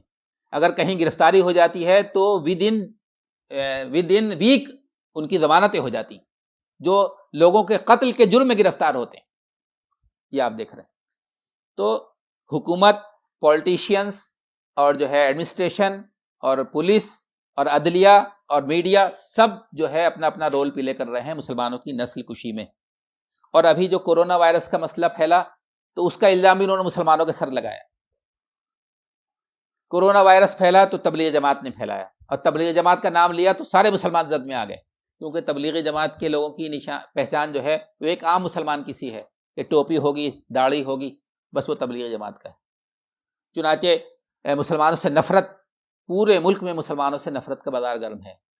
مسلمان سبزی بیچنے والا، مسلمان پھل بیچنے والا ہندو کالونیوں میں، محلوں میں جا نہیں سکتا. وہ باقاعدہ کھل کر اپیلیں کر رہے ہیں کہ مسلمانوں کا بائیکاٹ کر دیا جائے. یہ تو کورونا وائرس کا ڈر ہے جو ان کو ابھی اپنے محلے میں بند کیے ہوئے. آگے کیا ہوگا ہم نہیں کہہ سکتے. تو پوری نسل کشی کی تیاری حکومت کی سرپرستی میں مسلمانوں کی بھارت کے اندر ہو رہی ہے. یہ بات ہم یہاں دیکھ رہے ہیں. اور اسی کے دوران، اسی میں ساتھ ساتھ آپ یہ بات بھی ایڈ کر لیجئے کہ مسلم نوجوانوں کو اٹھا کے جیلوں میں بند کیا جا رہا ہے معمولی باتوں میں. جو مسلمانوں پر حملے کے مجرم ہیں، جو مسلمانوں کے قتل کے مجرم ہیں، جو مسلمانوں پہ بم پھینکنے کے مجرم ہیں، وہ ان سب کو ضمانتیں مل رہی ہیں. مسلمانوں کے خلاف جو فسادات کرا رہے ہیں وہ گرفتار بھی نہیں ہو رہے. اور جو یعنی کانسٹیٹیوشن کے فریم ورک میں جو پرامن اور جمہوری موومنٹ چلا رہے ہیں، تحریک چلا رہے ہیں، ان کو اٹھا کے بند کیا جا رہا 124 پہ، یعنی ملک دیش دروہ کے الزام. تو یہ جو کچھ ہو رہا ہے آپ سب دیکھ رہے ہیں. اس کے ساتھ ساتھ مدارس اس ٹائم جو ایک بڑا سنکٹ آیا ہوا ہے، وہ اس کو پر بھی ہمیں غور کرنا چاہیے. ہندوستان میں مسلمانوں کے تشخص میں ہمارے مدارس کا بھی بڑا رول تھا. اور اس سال جو لاک ڈاؤن ہوا ہے، اور یہ چند مہینے کا لاک ڈاؤن جو ہے کتنے سالوں تک ہماری اکنامی کو متاثر کیے رہے گا ہم نہیں کہہ سکتے. اور اس سال کا جہاں تک معاملہ ہے، مجھے یہ اندیشہ ہے، اور یہ اندیشہ میرا حق بجانب ہے، کہ ہمارے مدارس کو چندہ نہیں ملے گا اور مدارس بند ہونے کے کگار پہ آ جائیں گے سب. کیونکہ مسلمانوں کے پاس جو پیسہ ہے وہ غریب لوگوں کی مدد میں صرف ہو رہا ہے، اور سارا جو ہے چندے کے ذریعے سے جو ہے یہ سارے مدارس چلتے ہیں. جو ہمارے مدارس، یہ صورتحال، سارے مدارس خدا نخواستہ بند ہو جائیں گے. 1 سال کا تو نقصان تقریباً طے ہے. آگے کیا ہوگا ہم نہیں کہہ سکتے. اور اس کے علاوہ ایک آخر میں جو ایک بہت بڑی فتنہ انگیز بات کہی ہے RSS کے اس لیڈر نے، جس کو مسلمانوں کا ذمہ دار بنایا گیا، اندریش کمار. اندریش نے مسلمانوں سے یہ کہا ہے کہ آپ جو زکوٰۃ نکالتے ہیں اس کو پرائم منسٹر فنڈ میں دیجیے. حالانکہ ایک عام مسلمان بھی یہ نہیں جانتا ہوگا کہ زکوٰۃ کیا ہے، لیکن مجھے 100% یقین اور شرح صدر ہے کہ RSS کی قیادت اچھی طرح سمجھتی ہے کہ زکوٰۃ کیا ہے، زکوٰۃ کن پہ فرض ہوتی، زکوٰۃ کن کو دی جاتی. ایک صرف فتنہ کا دروازہ انہوں نے کھولا ہے، فتنے کا، کہ وہ اگر مسلمان زکوٰۃ نہیں دیں گے تو وہ حکومت کے ساتھ تعاون نہ کرنے کے مجرم بنیں گے. اور ایک بڑی تعداد میں ایسے چاپلوس مسلمان ہوں گے جو خوش کرنے کے لیے اپنی زکوٰۃ بھی PM فنڈ میں دیں گے، حالانکہ ان کی زکوٰۃ ادا نہیں ہوگی. زکوٰۃ کے بارے میں اللہ کے رسول نے صاف فرمایا کہ یہ مالدار مسلمانوں سے لی جائے گی اور غریب مسلمانوں پر خرچ کی جائے گی. اور میں بہت صاف طور سے یہ بات کہنا چاہتا ہوں اپنے ساتھیوں سے بھی جو میری بات سن رہے ہوں، اگر کسی نے پرائم منسٹر فنڈ میں زکوٰۃ دی تو اس کی زکوٰۃ ادا نہیں ہوگی، اس کو دوبارہ زکوٰۃ دینی پڑے گی. بلکہ اس کو زکوٰۃ دینے میں وہ ایک ڈبل مجرم بھی ہو سکتے ہیں، کیونکہ وہ مسلمانوں کا پیسہ نہ معلوم کن کن جگہوں پہ خرچ کریں گے، ہمیں نہیں معلوم. وہ پہلے ہی کہہ چکے ہیں کہ ہمارے پاس جو پیسہ آ رہا ہے ہم حساب نہیں دیں گے اس کا. بلکہ آج کل جو خود ہم نہیں، خود انہی کے ہم مذہب ہم قوم لوگ جو کارٹون بنا رہے ہیں، ان کے خاکے بنا رہے ہیں، اس میں وہ بتا رہے ہیں کہ یہ تو سانپ بن کر بیٹھ گیا ہے دولت کے اوپر. نہیں بتائیں گے نہ خرچ کریں گے. تو یہ ہے کچھ باتیں جو میں نے ہندوستان کے مسلمانوں کے تعلق سے آپ کے سامنے رکھی. یہ باتیں میں نے اس لیے رکھی ہیں کہ اب ہم جب بنی اسرائیل کا مصر میں جائزہ لیں گے تو ہمیں یہ دیکھنا چاہیے کہ ہندوستان کے مسلمانوں کا کتنی مشابہت ہے بنی اسرائیل مصر سے. اس لیے میں نے یہ ساری ڈیٹیل میں باتیں رکھی. بنی اسرائیل جو ہے مصر میں کیسے پہنچے مختصر کروں گا، ٹائم بہت ہے، بہت زیادہ ہو گیا ہے. آپ جانتے ہیں کہ اسرائیل جو ہے وہ حضرت یعقوب کا لقب ہے. اسرائیل جو ہے عربی میں اس کو عبداللہ کہہ سکتے ہیں، نے اللہ کا بندہ. حضرت یعقوب کو جو ہے اسرائیل کہا جاتا تھا. ان کے 12 بیٹے ہوئے، انہی میں سے ایک بیٹے حضرت یوسف تھے جو بھائیوں کی عداوت اور دشمنی کے نتیجے میں مصر پہنچ گئے، اور مصر میں اللہ تعالیٰ نے ان کو جو ہے عزیز مصر بنا دیا، وہاں کا سلطان بنا دیا. اور پھر جو ہے بنی اسرائیل یعنی ان کے بھائی اور ان کے بھتیجے اور ان کے خاندان کے لوگ جو تھے وہ فلسطین سے ہجرت کر کے مصر میں پہنچ گئے. جس ٹائم مصر میں بنی اسرائیل پہنچے ہیں ان کی تعداد 67 تھی، اور 68 میں جو تھے حضرت یوسف تھے. کل 68 لوگ تھے. جب وہاں پہنچے مصر میں تو حضرت یوسف علیہ السلام مصر کے بادشاہ تھے، مصر کے سلطان تھے، عزیز تھے. انہوں نے بنی اسرائیل کو ایک الگ شہر میں بسایا. اس کو جو ہے کہنا چاہے جوشن یا گوشن کے نام سے ہم جانتے ہیں، جوشن یا گوشن اس علاقے کو. اور یہ تو صرف ہمارے ادائیگی کا فرق ہے، ورنہ ایک ہی لفظ ہے وہ جوشن اور گوشن. کیونکہ جو عربی کا جیم ہے وہ مصر میں جا کے گاف سے بدل جاتا. جیم سے جتنی لفظ شروع ہوتے ہیں وہ اس کو گاف سے ادا کرتے ہیں مصری لوگ. مجھے ایک بات یاد آ گئی، حالانکہ وہ کچھ اچھی بھی نہیں ہے. ہمارے ایک بہت بڑے کار فرما تھے بابا قوم یوسف پٹیل، بمبئی کے ایک بہت بڑے ذمہ دار آدمی تھے یوسف پٹیل. ایک بار میں ان سے ملنے گیا تو ایسے ذکر نکلا، سنانے لگے کہ بھائی ہمارے ایک دوست تھے IPS آفیسر تھے، ان کا نام تھا چاند خان. وہ بیچارے جو ہے حکومتی اس دورے پہ ایک بار انہوں نے عرب کا دورہ کیا، عرب ممالک کا. تو سعودی عرب میں جب پہنچے تو وہاں جا کے ان کا نام ہو گیا جاند خان، اور اسی وجہ مصر پہنچے تو ان کا نام ہو گیا گاند خان. تو ایک ہی لفظ ہے وہ جوشن اور گوشن، وہ صرف کہنے کا فرق ہے. تو وہاں پہ حضرت یوسف علیہ السلام نے بنی اسرائیل کو بسا دیا، اور بنی اسرائیل جو ہے وہ گویا کہ حکومت، ان کے ہاتھ میں حکومت تھی، اقتدار تھا. اور یہ اقتدار ان کے پاس تقریباً 400-450 سال تک رہا بنی اسرائیل کے پاس. تو جیسا کہ میں نے آپ کو بتایا کہ ہندوستان میں جب مسلمان آئے تو فتوحات کے ذریعے سے انہوں نے ہندوستان میں اپنا اقتدار قائم کیا. مصر میں بھی بنی اسرائیل نے اپنا اقتدار قائم کیا. وہاں ہندوستان میں جو ہے مسلمانوں کا اقتدار قائم رہا 800-900 سال. اس کے بعد یہاں انگریز آ گئے، انگریز کے بعد یہاں پہ ہندوستان کے مقامی لوگوں کے ہاتھ میں اقتدار آ گیا. یہ ساری باتیں میں نے آپ کے سامنے رکھی.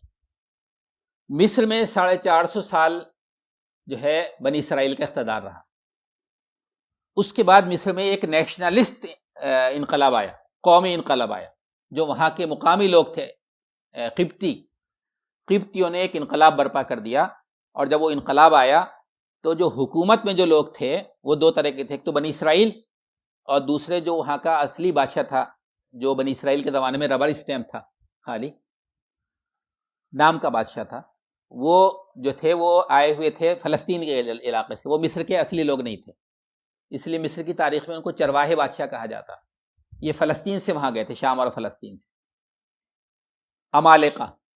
تو جب انقلاب آیا تو جو وہ بادشاہ والا گروپ تھا عمالقہ والا، وہ یا تو بھاگ گیا خود یا ان کو نکال دیا قبطیوں نے، کہیں دوبارہ اقتدار پہ قبضہ نہیں کریں، ان کو جلا وطنی کر دیا سرے سے. لیکن جو بنی اسرائیل تھے ان کو جو ہے قبطیوں نے اپنا غلام بنا لیا. اور پھر ان کی جو کوششیں ہوئیں قبطیوں کی، اس کے تعلق سے کچھ میں اشارے کرنا چاہتا ہوں. جب بنی اسرائیل کو غلام بنا لیا گیا تو سب سے پہلے یہ کہ ان کی اکنامی کو تباہ کیا گیا ایک دم. جتنا بھی جہاں جہاں تھے، سرکار میں تھے، وہ گورنمنٹ میں تھے، غالب قوت تھے، سب کچھ چھن گیا. اور اس کے ساتھ ساتھ یہ ہوا کہ ان سے بیگار لینے کی کوشش کی غلاموں سے.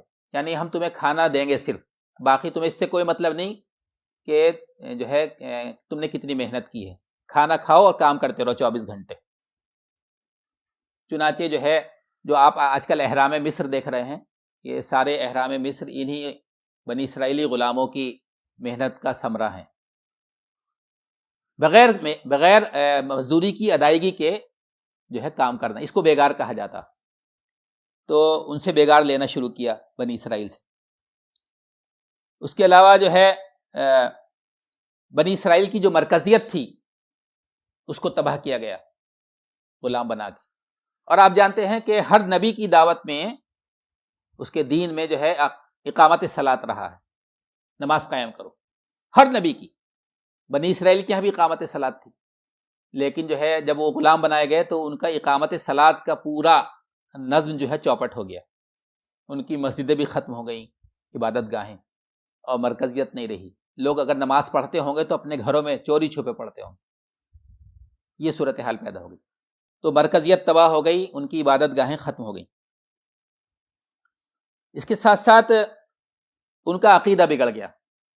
قبطی جو تھے وہ سب مشرک تھے، اور جب مشرکوں کے غلام بنے موحدین تو آہستہ آہستہ ان کے اندر بھی شرک آتا چلا گیا، اور ایسا شرک ان کے اندر آیا کہ آزادی کے بعد بھی وہ شرک رہا۔ ابھی ہمارا موضوع نہیں وہ، آزادی حاصل کرنے کے بعد بھی وہ جو ہے انہوں نے مورتیاں بنائیں، بچھڑے بنائے اور ان کی پوجا کی۔ تو جو ہے عقیدہ ان کا جو ہے بگڑ گیا۔ اس کے ساتھ ساتھ قبطیوں نے، یعنی فرعون نے، فرعونہ وقت نے یہ کوشش کی کہ بنی اسرائیل کی نسل کشی ہو، یہ پوری قوم جو ہے ختم ہو جائے آہستہ آہستہ کر کے۔ چنانچہ آپ جانتے ہیں کہ قرآن نے کتنی جگہ یہ بات گواہی دی ہے کہ بنی اسرائیل کے فرعون نے قبطیوں کے فرعون نے یہ پروگرام بنایا کہ وہ ان کے مردوں کو وہ قتل کرتا تھا، یذبح ابناءہم، وہ ان کے مردوں کو، لڑکوں کو ذبح کرتا تھا، ویستحیی نساءہم، ان کی لڑکیوں کو زندہ رکھتا تھا۔ اس کو اگر ہم دوسرے الفاظ میں یہ کہیں تو یہ نسل کشی تھی۔ مرد ختم ہوتے جائیں گے، عورتیں باقی رہیں گی، تو پھر ایک دو نسل کے بعد جو ہے وہ پوری قوم ختم ہو جائے گی۔ تو نسل کشی جو ہے مسلمانوں کی شروع ہوئی۔ اس ماحول میں حضرت موسیٰ علیہ السلام کو اللہ تعالیٰ نے مبعوث کیا۔ حضرت موسیٰ علیہ السلام جو ہے بنی اسرائیل ہی کے ایک فرد تھے، اور بن یامین جو ایک بھائی تھے حضرت یوسف کے، ان کی اولاد میں تھے۔ جب حضرت موسیٰ علیہ السلام کی پیدائش ہوئی ہے، قرآن ہمیں بتاتا ہے کہ فرعون کا باقاعدہ ایک زبردست پروگرام تھا، یذبح ابناءہم ویستحیی نساءہم، لڑکوں کو قتل کر دو اور لڑکیوں کو زندہ رکھو، جو بھی لڑکا پیدا ہو اس کو قتل کر دو۔ اس کے لیے جاسوسی کا نظام بنایا گیا تھا۔ عورتیں جو ہیں وہ گھروں میں گھس گھس کے جو ہے جاسوسی کرتی تھی، کہاں کوئی نیا بچہ پیدا ہوا اور اس کو جو ہے پولیس کو اطلاع دو اور پولیس ان کو قتل کر دے۔ ایک ٹیرر، ایک خوف پھیلا ہوا تھا۔ اس میں حضرت موسیٰ پیدا ہوئے، اور جب حضرت موسیٰ پیدا ہوئے آپ جانتے ہیں کہ ان کی ماں گھبرا گئی، ماں باپ۔ لیکن اللہ تعالیٰ کہتا ہے کہ ہم نے ان کی ماں کو یہ اشارہ کیا، یا ان کی ماں پر یہ وحی کی کہ اس بچے کو جو ایک صندوق میں بند کر دو اور دریا میں ڈال دو۔ چنانچہ حضرت موسیٰ کو صندوق میں بند کر کے ان کی ماں نے جو ہے دریائے نیل میں ڈال دیا، اور جو ہے وہ دریا میں بہتا ہوا اس طرف چلا جہاں فرعون کا محل تھا۔ اور جب فرعون کا محل قریب آ گیا تو فرعون کے کہنا چاہیے پہرے داروں نے اس صندوق کو اٹھایا، اس میں دیکھا تو ایک بچہ تھا۔ تو فرعون نے اس کو قتل کرنا چاہا، یہ اس شبہ میں کہ یہ بنی اسرائیلی بچہ ہے، اور اس کی ماں نے ڈر کے مارے اس کو بہا دیا۔ لیکن فرعون کی جو بیوی تھی اس نے کہا کہ اگر یہ بنی اسرائیلی بھی ہے تب بھی جب ہماری گود میں پلے گا اور ہمارے محل میں رہے گا، پلے گا، بڑھے گا، جوان ہوگا، تو اس کو کیا پتہ چلے گا کہ میں بنی اسرائیلی ہوں، اور ہمارے اولاد نہیں ہے، ہم اس کو اپنا بیٹا بنا لیں گے۔ تو بہرحال اللہ تعالیٰ نے ان کی پرورش کا انتظام کر دیا۔ فرعون کے دربار میں حضرت موسیٰ پلے، بڑھے، جوان ہوئے۔ جوانی جب ان پر تھی اور وہ ایک حکومت کے اہلکاروں میں سے ان پہ کچھ خدمات بھی تھی ان کی، اس وقت جو ہے انہوں نے ایک موقع سے دیکھا کہ ایک قبطی جو ہے ایک مسلمان پر، بنی اسرائیل پر ظلم کر رہا، اور ان کو یہ پتہ چل گیا تھا کہ میں بنی اسرائیلی ہوں۔ تو ان کو جو ہے اس پہ غصہ آیا، اور انہوں نے جا کے اس قبطی کو ایک گھونسا مارا۔ وہ جو ایک گھونسا پڑا اور ایک ہی گھونسے میں وہ قبطی مر گیا۔ حضرت موسیٰ کا مارنے کا ارادہ نہیں تھا، قتل کرنے کا، لیکن وہ مر گیا۔ تو حضرت موسیٰ ڈر گئے اور چھپ گئے، انڈر گراؤنڈ ہو گئے۔ دوسرے دن پھر نکلے ڈرتے ڈرتے، تو دیکھا وہی بنی اسرائیلی جو ہے پھر کسی سے لڑ رہا، کسی اور انسان سے۔ تو حضرت موسیٰ کی سمجھ میں یہ بات آئی کہ یہ جو ہے مفسد آدمی یہی ہے، کل اس سے لڑا تھا، آج اس سے لڑ رہا۔ تو انہوں نے چیخ کے زور سے کہا کہ تو ہر ایک سے لڑتا رہتا ہے۔ تو جیسے ہی غصے میں یہ کہا تو ہر ایک سے لڑتا رہتا ہے، تو وہ بنی اسرائیلی مسلمان یہ سمجھا کہ کل تو موسیٰ نے اس کو مارا تھا، کہیں آج مجھے گھسا نہیں مار دے۔ تو بس اس نے فوراً جو ہے وہ راز فاش کر دیا۔ اس نے کہا کہ اے موسیٰ کیوں بڑے بنتے ہو، ہر ایک کو دباتے ہو، کل اس کو مارا آج مجھے مارو گے؟ تو ابھی تک کسی کو پتہ نہیں تھا، لیکن اب پتہ چل گیا، اور جو ہے ان کے سزا دینے کا مشورہ شروع ہو گیا فرعون کے دربار میں، کیا سزا دی جائے۔ تو فرعون کے دربار میں کوئی ایسا انسان تھا جو ہمدرد تھا موسیٰ کا، اس نے آ کر یہ اطلاع دی موسیٰ کو کہ تمہارے قتل کا مشورہ ہو رہا ہے، تم یہاں سے چلے جاؤ۔ چنانچہ حضرت موسیٰ وہاں سے نکل گئے اور چلتے رہے یہاں تک کہ مدین میں پہنچے، یعنی مصر سے باہر چلے گئے۔ اور مدین میں جب پہنچے تو وہاں پہ ان کی ملاقات حضرت شعیب سے ہوئی۔ انہوں نے پوری کہانی حضرت شعیب کو سنائی۔ تو حضرت شعیب نے ان سے یہ کہا کہ تم ڈرو مت، پریشان مت ہو، تم نے ایک ظالم قوم سے نجات حاصل کر دی، یہاں پہ فرعون کا قانون نہیں چلتا، بے فکر ہو جاؤ۔ پھر آپ جانتے ہیں کہ حضرت موسیٰ کی شادی جو ہے وہ انہی کی لڑکی سے ہوئی، اور تقریباً 10 سال حضرت موسیٰ وہیں رہے۔ اس کے بعد حضرت موسیٰ واپس فرعون مصر کی طرف روانہ ہوئے۔ ابھی راستے میں ہی تھے کہ حضرت موسیٰ پر جو ہے گویا کہ اللہ کی وحی آئی، اللہ تعالیٰ نے کلام کیا، اور اللہ تعالیٰ نے جو ہے ان کو 2 معجزات عطا کیے، عصا کا اور ہاتھ کے چمکنے کا، روشن ہونے کا، اور یہ حکم دیا اذهب الى فرعون انه طغى، تم فرعون کے پاس جاؤ، وہ طاغوت ہو گیا ہے۔ فقل هل لك الى ان تزكى واهديك الى ربك فتخشى، اور اس سے جا کے یہ کہو کیا میں تیرا تزکیہ کروں، میں تجھے پاک کروں اور تجھے میں ہدایت کے راستے پر لے کر آؤں۔ تفصیلات میں ہم نہیں جائیں گے۔ حضرت موسیٰ نے اپنا ڈر بیان کیا کہ میرے اوپر تو ایک الزام ہے وہاں پہ۔ اللہ تعالیٰ نے ان کی تسلی کی۔ حضرت موسیٰ نے کہا کہ مجھے بولنے میں بھی تکلیف ہوتی ہے، تو آپ میرے بھائی کو جو ہے میرا مددگار بنا دیجیے۔ اللہ تعالیٰ نے کہا ٹھیک، ہارون جو ہے تمہارے بھائی، وہ تمہارے مددگار رہیں گے، ان کو بھی ہم نبی بناتے ہیں اپنا، اب تم دونوں جاؤ اور اپنا کام شروع کرو۔ تو حضرت موسیٰ اور ہارون فرعون کے دربار میں پہنچے، اور فرعون کے دربار میں جا کے جب انہوں نے اپنی بات پیش کی تو فرعون نے کہا کہ کوئی تمہارے پاس وہ ہے نشانی کہ تم نبی ہو؟ حضرت موسیٰ نے اپنی نشانی پیش کی، تو وہ یہ کہنے لگا فرعون کہ یہ تو جادو ہے۔ حضرت موسیٰ علیہ السلام نے کہا کہ جادوگر جو ہے وہ فلاح نہیں پاتے، کیا تم سمجھتے ہو کہ کوئی جادوگر اس طرح تمہارے دربار میں آ سکتا ہے؟ اتنا بے خوف ہو کر، جادوگروں کا تو انداز ایسا ہوتا کہ چاپلوسی کرتے ہیں، اس سے کہا اس سے کہا، اس کی سفارش اس کی سفارش، اور پھر جا کے ڈنڈوت کریں گے اور پھر جو ہے بھیک مانگیں گے۔ تو یہ جادوگروں کا تو انداز نہیں ہے۔ تو لیکن اس نے کہا کہ ہم اس کا جواب تمہیں دیں گے۔ پھر اس نے سارے جادوگروں کو جمع کیا اور اس میں جو ہے ایک مقابلہ ہوا۔ اس مقابلے میں حضرت موسیٰ نے جب اپنا عصا پھینکا تو جادوگروں کا جو جادو تھا، سحر تھا، وہ ختم ہو گیا، اور سب سے پہلے جادوگروں کی سمجھ میں یہ بات آ گئی کہ موسیٰ نے جو دکھایا ہے وہ جادو نہیں ہے، وہ معجزہ ہے۔ چنانچہ جادوگر جو تھے فوراً جو ہے انہوں نے یہ اعلان کیا کہ ہم موسیٰ اور ہارون کے رب پر ایمان لائے۔ فرعون نے ان کو دھمکی دی کہ میری اجازت کے بغیر تم ایمان لائے، اور فرعون نے یہ کہا کہ یہ تمہارا گرو ہے، مجھے لگتا ہے کہ یہ تمہارا گرو ہے، اور تم نے سب نے مل کے ایک اسکیم بنائی ہے کہ ہمیں ہمارے ملک سے بے دخل کر دو اور ملک پہ قبضہ کر لو۔ پھر اس نے دھمکی دی کہ میں تمہارے ہاتھ پیر مخالف سمتوں سے کاٹوں گا اور تمہیں سولی پہ چڑھا دوں گا۔ لیکن جادوگروں نے کہا کہ تو ہماری دنیا کی زندگی سے ہی متعلق کوئی فیصلہ کر سکتا ہے، ہماری آخرت نہیں بگاڑ سکتا، اور ہم نے جب ایک چیز اپنی آنکھوں سے دیکھ لی ہے تو ہم اس کو نہیں چھوڑیں گے، ہم مومن ہی رہیں گے، مسلم ہی رہیں گے۔ تو بہرحال اب حضرت موسیٰ میں اور فرعون میں کشمکش شروع ہوتی۔ اس کی اتنی لمبی ڈیٹیل ہے قرآن میں کہ اس کے لیے یہاں موقع نہیں۔ میں نے قرآن پاک میں سورہ یونس کا ایک رکوع یہاں پر تلاوت کرایا، رکوع نمبر 9 سورہ یونس کا۔ اب اس کی روشنی میں کچھ باتیں آپ کے سامنے رکھنا چاہتا ہوں۔ بنی اسرائیل نے جب اپنی وہاں کوششیں شروع کی تو پہلی بات تو یہ ہوئی کہ فرعون نے یہ کہا کہ ہماری اقتدار کی گرفت ان پر مضبوط ہے، انہم فوقہم قاہرون، یہ آیا تھا نا، ہم جو ہے ہماری اقتدار کی گرفت ان پر مضبوط ہے، کہیں نکل کے بھاگ نہیں سکتے۔ دوسری بات اس نے کہی کہ ہم ان کے لڑکوں کو قتل کریں گے، یقتلوا ابناءہم ونستحیی نساءہم، ہم ان کے لڑکوں کو قتل کریں گے اور ان کی لڑکیوں کو زندہ رکھیں گے، اور ہمارا اقتدار ان پہ مضبوط ہے۔ بنی اسرائیل جو تھے ڈر گئے، اور وہ یہ کہنے لگے حضرت موسیٰ سے کہ موسیٰ تیرے آنے سے پہلے بھی ہم ستائے جا رہے تھے اور تیرے آنے کے بعد بھی ہم ستائے جا رہے تھے۔ تو اللہ تعالیٰ نے ان سے کہا کہ تم جو ہے صبر کرو، اور جو ہے اللہ تعالیٰ سے گویا ہے کہ عافیت مانگو۔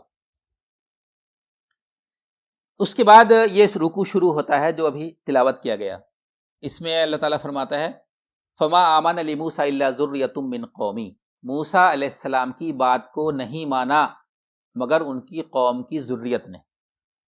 یہاں پہ اگر کوئی آدمی اس آیت سے یہ مطلب سمجھتا ہے کہ بنی اسرائیل کافر تھے اور وہ ایمان نہیں لائے، یعنی موسیٰ پر ایمان نہیں لائے بنی اسرائیل مگر اس کی قوم کی نوجوان، تو ایسا نہیں ہے، بنی اسرائیل سب مسلمان تھے۔ یہاں پہ فما آمنا موسیٰ جو جس طرح سے آیا ہے اس کا مطلب ہوتا ہے کہ موسیٰ کی بات نہیں مانی یا موسیٰ کا ساتھ نہیں دیا، موسیٰ کی اطاعت نہیں کی بنی اسرائیل نے، مگر جو ان کی قوم کی ذریت تھی، ان کی قوم کی جو نئی نسل تھی، انہوں نے حضرت موسیٰ کی بات مان لی۔ یہ قرآن نے شہادت دی اس وقت جب کہ اللہ کے رسول پہ قرآن نازل ہو رہا، تو جو جیسا کہ قرآن نے موسیٰ کے بارے میں کہا بالکل ویسا ہی حضور کے بارے میں بھی تھا۔ حضور نے جب دعوت دی قرآن کی لوگوں کے سامنے تو سرداروں نے نہیں مانا، عمر دراز لوگوں نے نہیں مانا، جو کہنا چاہیے دنیا دیکھے ہوئے لوگ تھے انہوں نے تسلیم نہیں کیا، لیکن جو نوجوان تھے انہوں نے اللہ کے رسول کی بات تسلیم کی۔ تو یہ بالکل مشابہت ہے دونوں میں۔ دنیا کے کسی بھی زمانے میں اور کسی بھی علاقے میں جب بھی کوئی انقلابی تحریک کھڑی ہوتی ہے تو جہاندیدہ لوگ اس کو نہیں مانتے، یہ ایک بالکل فیکٹ ہے۔ ہمیشہ جو جہاندیدہ لوگ ہوتے ہیں، عقل مند لوگ ہوتے ہیں، عمر دراز لوگ ہوتے ہیں، پختہ عمر کے لوگ ہوتے ہیں، وہ نہیں مانتے، وہ سمجھتے کہ ہم نے مان لیا تو ہماری دنیا تاریخ ہو جائے گی۔ اس انقلابی تحریک کا ساتھ دیتے ہیں نوجوان۔ یہ قرآن پاک نے حضرت موسیٰ کے واقعے سے بھی ہمیں بتایا۔ تو اللہ تعالیٰ نے کہا کہ موسیٰ علیہ السلام کی بات نہیں مانی مگر ان کی نئی نسل نے، ان کے نوجوانوں نے۔ کیوں نہیں مانی یہ بتایا۔ ایک بات کہا کہ فرعون کا ڈر تھا اس لیے نہیں مانا، دوسرا بتایا کہ خود ان کی قوم کے جو سردار تھے ان کا ڈر تھا۔ فرعون کے سردار نہیں، بنی اسرائیل کے جو سردار تھے ان کا بھی ڈر تھا۔ جب بھی کوئی قوم غلام ہوتی ہے اور اس غلام قوم کی فلاح و بہبود اور آزادی کے لیے کوئی کوشش شروع ہوتی ہے تو جو اس قوم کے ہی لوگ ہوتے ہیں، جہاندیدہ لوگ، سردار لوگ، وہ ڈراتے ہیں، دھمکاتے ہیں، خوف زدہ کرتے ہیں، ارے کیا کر رہے ہو، اگر تم نے یہ انقلابی راستہ اختیار کیا تو جو حکومت ہے تمہیں چھوڑے گی نہیں، تمہیں جیلوں میں بند کر دے گی، تمہیں سولیوں پہ لٹکا دے گی۔ تو یہ کام وہاں بھی ہوا، فرعون کا ڈر تھا اور دوسرے سرداروں کی جو کوششیں تھیں اس کے نتیجے میں بنی اسرائیل کے جو بڑے لوگ تھے وہ ایمان نہیں لائے، لیکن نوجوان لوگ جو تھے وہ ایمان لائے۔ اور ایک بات قرآن نے یہ بھی بتائی ہے کہ فرعون کا جو ڈر تھا وہ بے اصل نہیں تھا۔ قرآن کہتا ہے کہ فرعون جو ہے انہ لمن المسرفین، فرعون واقعتاً فرعون جو ہے حد سے زیادہ گزرنے والا تھا، یعنی جس کا تم تصور بھی نہیں کرتے ہو، ایسے ایسے عذابوں میں وہ مبتلا کر سکتا تھا مسلمانوں کو، کسی حد پہ رکنے والا نہیں تھا، وہ اس سے کسی کا خوف نہیں تھا۔ اس وجہ سے لوگوں کا جو ڈر تھا وہ ایک طرح سے سمجھ میں آتا ہے، قرآن بتاتا ہے۔ کسی بھی بنی اسرائیلی نے جو موسیٰ کی بات نہیں مانی اس لیے نہیں کہ وہ حضرت موسیٰ کی نبوت میں شک کرتے تھے، نہیں، بلکہ فرعون کا ڈر اور اپنے بڑے لوگوں کی لعنت ملامت کا ڈر، اس وجہ سے انہوں نے جو ہے حضرت موسیٰ کی بات کو نہیں مانا تھا۔ اب اس موقع پر ذرا تھا تھوڑا سا ہم یہ جائزہ لیں، دیکھیں اپنے یہاں بھی دیکھیں کہ ہماری جو حکومت ہے اس ٹائم، صحیح بات یہ ہے کہ وہ اس ٹائم کے فرعون ہیں، فرعون وقت. اور قرآن نے جو فرعون کی بات کہی انہ لمن المسرفین، ہماری حکومت بھی کسی حد پہ رکنے والی نہیں. ابھی جو قوانین میں جو تبدیلیاں ہو رہی ہیں اور جس طرح پوری جوڈیشری کو غلام بنا لیا ہے حکومت نے، وہ اس کے نتیجے میں یہ بات بالکل یقین سے کہی جا سکتی ہے کہ حکومت جو ہے وہ اپنی جبر اور ظلم سے مسلمانوں کو گھٹنے ٹکوانا چاہتی. ابھی جو آپ دیکھیں گے جو یو اے پی اے جو قانون ہے، یو اے پی اے جو قانون ہے اس میں جو تبدیلیاں کی گئی ہیں، آج وہ قانون جو ہے ٹاڈا اور پوٹا سے بھی زیادہ خطرناک ہو گیا ہے وہ قانون. اور پھر اس قانون کے بعد جو ہماری عدالتیں ہیں، آپ سمجھ سکتے ہیں کیا نتیجہ نکلے گا. تو یہ ہے صورتحال کہ ہندوستان میں بھی ہم وہی تماشا دیکھ رہے ہیں جو حضرت موسیٰ علیہ السلام کے زمانے میں بنی اسرائیل کے نوجوانوں نے دیکھا تھا. دوسرے ہمارے جو مسلم امہ کے قائدین ہیں، چاہے وہ سیاسی ہوں یا مذہبی ہوں، جن کے ہاتھوں میں مسلمانوں کی ذمہ کار ہے، ان کا کام بس اب یہ ہے بھارت کے اندر کہ مسلمانوں کو ڈراتے رہیں، خوف زدہ کرتے رہیں، کبھی حوصلہ دینے کی بات نہیں کرتے، کبھی جو ہے ہمت بڑھانے کی بات نہیں کرتے، بلکہ جو ہے ہر موقع سے انہوں نے یہ سمجھانے کی کوشش کی کہ بھائی پنگا مت لو، حکومت سے پنگا مت کرو. 3 طلاق ہوئی، خاموش بیٹھو. بابری مسجد کا ججمنٹ ہمارے خلاف ہو، کچھ نہیں کرو، خاموش بیٹھے رہو. 370 ہٹے، کچھ نہیں کرنا ہے، خاموش رہو، صبر کرو. اور صبر کا مطلب یہ ہے کہ ہاتھ باندھ کے بیٹھ جاؤ، کوئی بھی جو ہے تمہاری طرف سے ری ایکشن نہیں آنا چاہیے. ہر موقع سے ہماری مسلم دینی اور سیاسی قیادت نے مسلمانوں کو ہاتھ پر ہاتھ دھر کے بیٹھے رہنے کا مشورہ دیا. چنانچہ جتنا بھی بھارت میں ہنگامہ ہوا اس سال، پچھلے سال، کچھ بھی بھارت میں مسلمانوں کی طرف سے کوئی ری ایکشن سامنے نہیں آیا، کچھ بھی. یہاں تک کہ حکومت نے جو ہے سی اے بی کو سی اے اے میں تبدیل کیا. جب سی اے اے میں تبدیل کیا تو ہر مسلمان کو بیچارے کو یہ لگا کہ اب اس کی شہریت بھی خطرے میں پڑ گئی. چنانچہ جو ہے ایک دم سے ایک ری ایکشن آیا، اس ری ایکشن کی ابتدا جامعہ ملیہ اسلامیہ کے طلبہ نے کر دی. نوجوانوں نے، بزرگوں نے، بوڑھوں نے، جہاں دیدہ لوگوں نے کچھ نہیں کیا، نوجوانوں نے کچھ کیا. اس کے نتیجے میں ایک بڑا ایجیٹیشن بھارت میں ہوا. لیکن آپ دیکھیں گے کہ اس میں ہماری قیادت کا اور ہمارے جو سرداروں کا اور ہمارے جہاں دیدہ لوگوں کا، ہمارے علماء کا کیا رول ہے وہ آپ کے سامنے آئے. بالکل وہی جس کا قرآن نے نقشہ کھینچا ان آیات کے اندر. حضرت موسیٰ علیہ الصلوۃ والسلام نے جو لوگ آپ کی بات مان رہے تھے ان سے بات کی آپ نے اور کہا کہ اگر تم ایمان رکھتے ہو، اگر تم واقعی مومن ہو، اگر تم واقعی مسلمان ہو تو تمہیں اللہ پر بھروسہ رکھنا چاہیے. اللہ پہ توکل کرو، اللہ سے اپنے رشتے کو مضبوط کرو. اس پر بھروسہ رکھو گے تو اللہ تعالیٰ تمہارے راستے نکالے. اس پر بھروسہ کرو. چنانچہ ان اہل ایمان نوجوانوں نے حضرت موسیٰ سے کہا فقالوا علی اللہ توکلنا، ہم نے اللہ ہی پر بھروسہ کیا. حضرت موسیٰ کو جو نوجوان ملے تھے انہوں نے تو برملا یہ کہہ دیا حضرت موسیٰ سے کہ ہم اللہ ہی پر بھروسہ کرتے ہیں. لیکن آج ہمارے ہندوستانی مسلمانوں کا اب ہم جائزہ لیتے ہیں تو ہماری جو صورتحال ہے وہ زیادہ تشویشناک ہے اس پہلو سے. یہاں پہ ایسے نوجوان نہیں مل رہے، ہمیں ایسے لوگ نہیں دکھائی دے رہے مسلم امت کے اندر جو صرف اور صرف اللہ پہ بھروسے کی بات کرتے ہیں. آپ دیکھ رہے ہیں بابری مسجد کا جب مقدمہ چل رہا تھا، ہمیں عدلیہ پہ پورا بھروسہ ہے، عدلیہ جو فیصلہ، سپریم کورٹ جو فیصلہ کرے گا ہم اس کو تسلیم کریں. یہ ڈرامہ ہو رہا تھا نا، حالانکہ اس کے کہنے کی کوئی ضرورت ہی نہیں تھی. عدالت تو ہوتی ہی اس لیے ہے کہ اس کا فیصلہ لوگ مانیں، اور جب سپریم کورٹ فیصلہ کرے گی تو ماننا ہی پڑے گا. اور جو دوسرا مخالف پارٹی ہے وہ تو نہیں کہہ رہی کہ ہم مانیں گے، وہ تو ڈنکے کی چوٹ پہ کہہ رہے تھے کہ ہمارا فیصلہ ہمارے حق میں نہیں آئے گا تو نہیں مانیں گے. لیکن پوری مسلم امت کی قیادت دینی اور سیاسی یہ کہہ رہی تھی کہ ہم سپریم کورٹ کا فیصلہ مانیں گے، ہمارا پورا بھروسہ ہے سپریم کورٹ پر. اور سب سے لیٹسٹ بات میں آج آپ سے بتاؤں، ابھی پرسوں کی بات ہے، اور آپ جانتے ہیں کہ ابھی کورونا وائرس کا جو ڈرامہ ہوا اور جو لاک ڈاؤن چل رہا ہے، اس میں سب سے بڑا ظلم جو ہے تبلیغ جماعت پر ہوا. تبلیغ جماعت کو جس طرح پریشان کیا گیا، جس طرح ٹارگٹ کیا گیا، ان کے نام لے کر پوری امت کو ہی ٹارگٹ کیا گیا، اور جتنا ظلم ہوا ہے ان لوگوں پر بالکل دنیا کی سمجھ میں نہیں آئے گا کہ ان پر یہ ظلم کیوں ہو رہا. کیونکہ کبھی وہ حکومت سے پنگا نہیں کرتے، ان کو سیاست سے کوئی مطلب نہیں، حکومت سے کوئی مطلب نہیں، کانگریس کی حکومت ہو، بی جے پی کی ہو، RSS کی ہو، کسی کی ہو، کچھ مطلب نہیں ان کو. لیکن ان کو اتنا ہراساں کیا گیا، اتنا ٹارگٹ کیا گیا ان لوگوں کو، سب سے زیادہ ظلم ان پر ہوا. لیکن پرسوں جو ہے تبلیغ جماعت کے امیر مولانا سعد صاحب کا بیان آیا ہے، آپ چاہیں تو اٹھا کر دیکھ لیجئے. اگر وہ بیان صحیح ہے تو قرآن پاک کی اس آیت کی روشنی میں ہمیں دیکھنا چاہیے کہ ایسا بیان انہوں نے کیوں دیا. مولانا سعد صاحب نے کہا ہمیں اللہ پر، اپنی ہندوستان کی حکومت پر اور عدلیہ پر مکمل بھروسہ ہے. اگر وہ صرف یہ بات کہتے ہیں ہمیں اللہ پہ بھروسہ ہے تو کیا ہو جاتا؟ اللہ تعالیٰ کی مدد یقینی ہو جاتی. لیکن ایک چاپلوسی کی ایک حد ہوتی ہے، خوش کرنے کی. یہ لوگ ہمارے دشمن نہیں ہو جائیں، ہمارا نام جو ہے باغیوں کی فہرست میں نہیں آ جائے، ہم پہ جو ہے دفعہ 124 کے تحت ہم پہ مقدمہ قائم نہیں ہو جائے.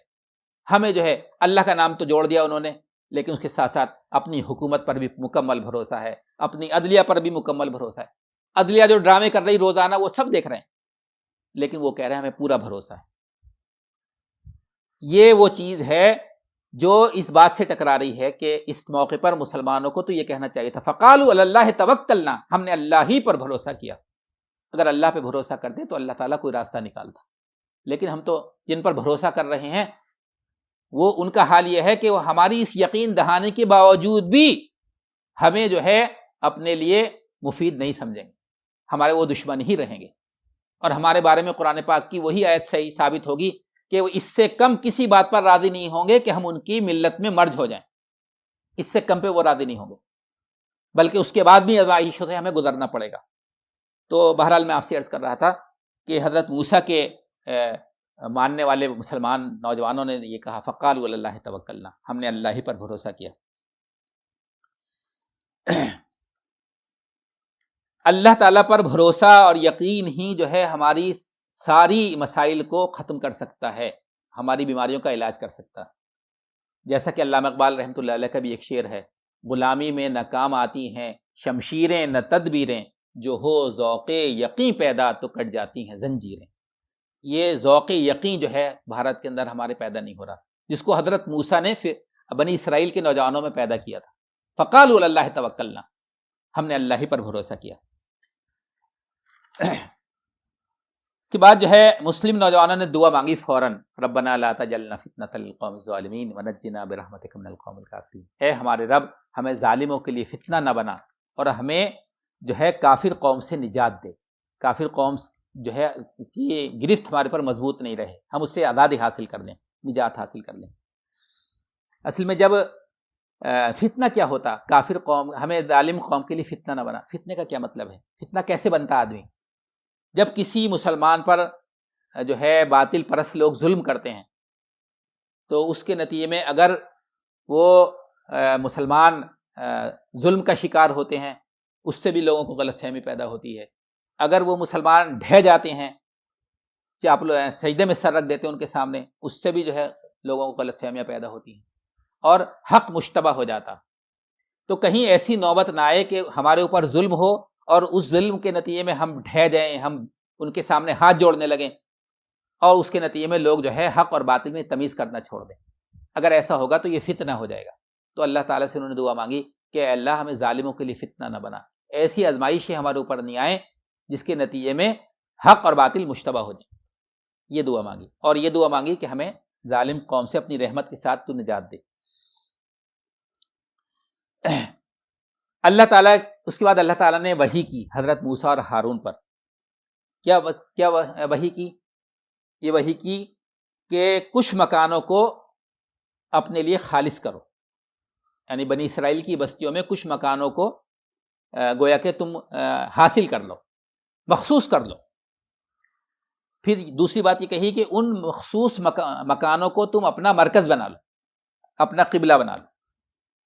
اس آیت سے پتہ چلتا ہے کہ بنی اسرائیل میں مرکزیت ختم ہو گئی تھی، جیسا کہ میں نے پہلے بھی کہا، اقامت صلاۃ بھی ختم ہو گیا تھا. تو اللہ تعالیٰ نے اپنے رسولوں کو یہ حکم دیا کہ سب سے پہلا کام تمہیں یہ کرنا ہے کہ کچھ مکانوں کو مرکز بنا کے اس میں نماز قائم کر دیں. یہ حکم دیا. اور یقین مانیے اگر کسی ظالم سے ہمیں جو ہے اس کے ظلم سے بچنا ہے اور اپنے اہل حق کو جو ہے کامیابی دلانی ہے، تو اس کے لیے سب سے زیادہ ضروری ہے کہ مرکزیت ختم نہیں ہو، مرکزیت باقی رہنی چاہیے، اور اللہ سے رشتہ مضبوط رہنا چاہیے۔ اللہ سے رشتہ مضبوط ہونے کی علامت نماز کا قیام ہے۔ تو موسیٰ کو یہ وحی کی اللہ نے کہ مکانوں کو مرکز بناؤ اور ان مرکزوں میں نماز کو قائم کرو۔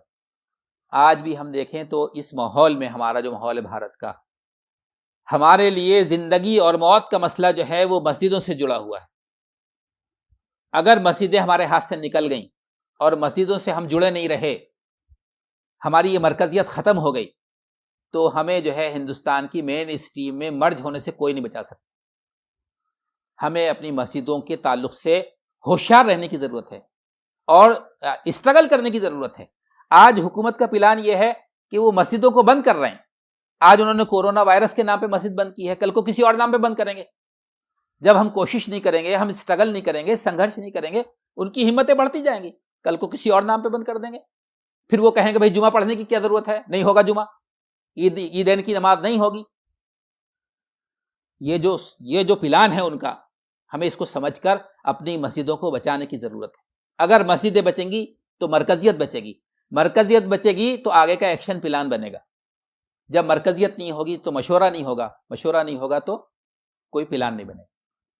اور آپ اس ٹائم جو آج آپ جان رہے ہیں، تبلیغی جماعت پر جو ہاتھ ڈالا ہے حکومت نے اور جو ان کو ستایا ہے، جو پریشان کیا ہے، کیا حکومت نہیں جانتی ہے کہ بیچارے تبلیغی جماعت کے لوگ تو مسجد سے جڑے ہوئے تھے؟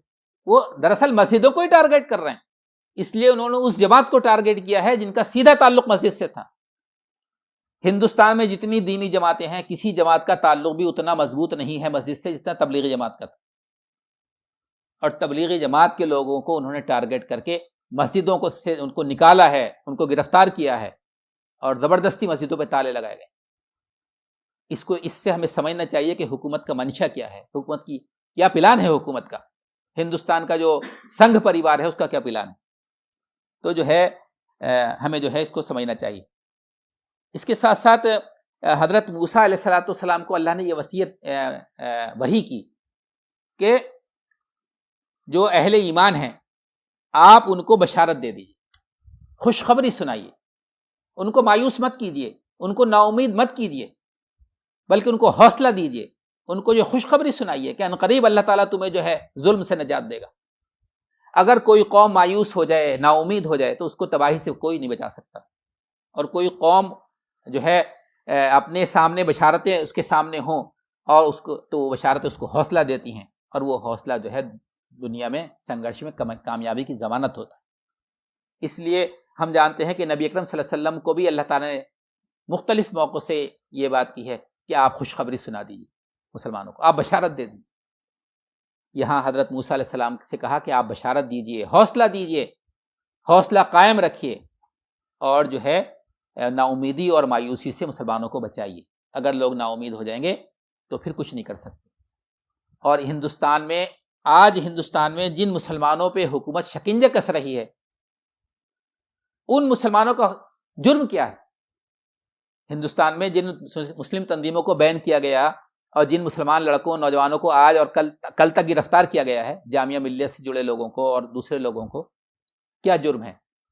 صرف یہ جرم ہے کہ وہ حوصلہ دے رہے ہیں، وہ ہتھیار نہیں بانٹ رہے، وہ حوصلہ بانٹ رہے ہیں، اور یہی وہ جرم ہے جس کے نتیجے میں حکومت ان پہ ایکشن کر رہی ہے۔ تو اللہ تعالیٰ اپنے رسول سے یہ کہہ رہا ہے کہ آپ بشارت دیجئے، آپ حوصلہ دیجئے، مایوس مت کیجئے، نا امید مت کیجئے، فرسٹریشن مت چلائیے۔ لیکن آج ہماری مسلم قیادت کیا کر رہی؟ آج ہماری مسلم قیادت بھارت میں مایوس کر رہی ہے، امیدیں نہیں بندھا رہی، نا امید۔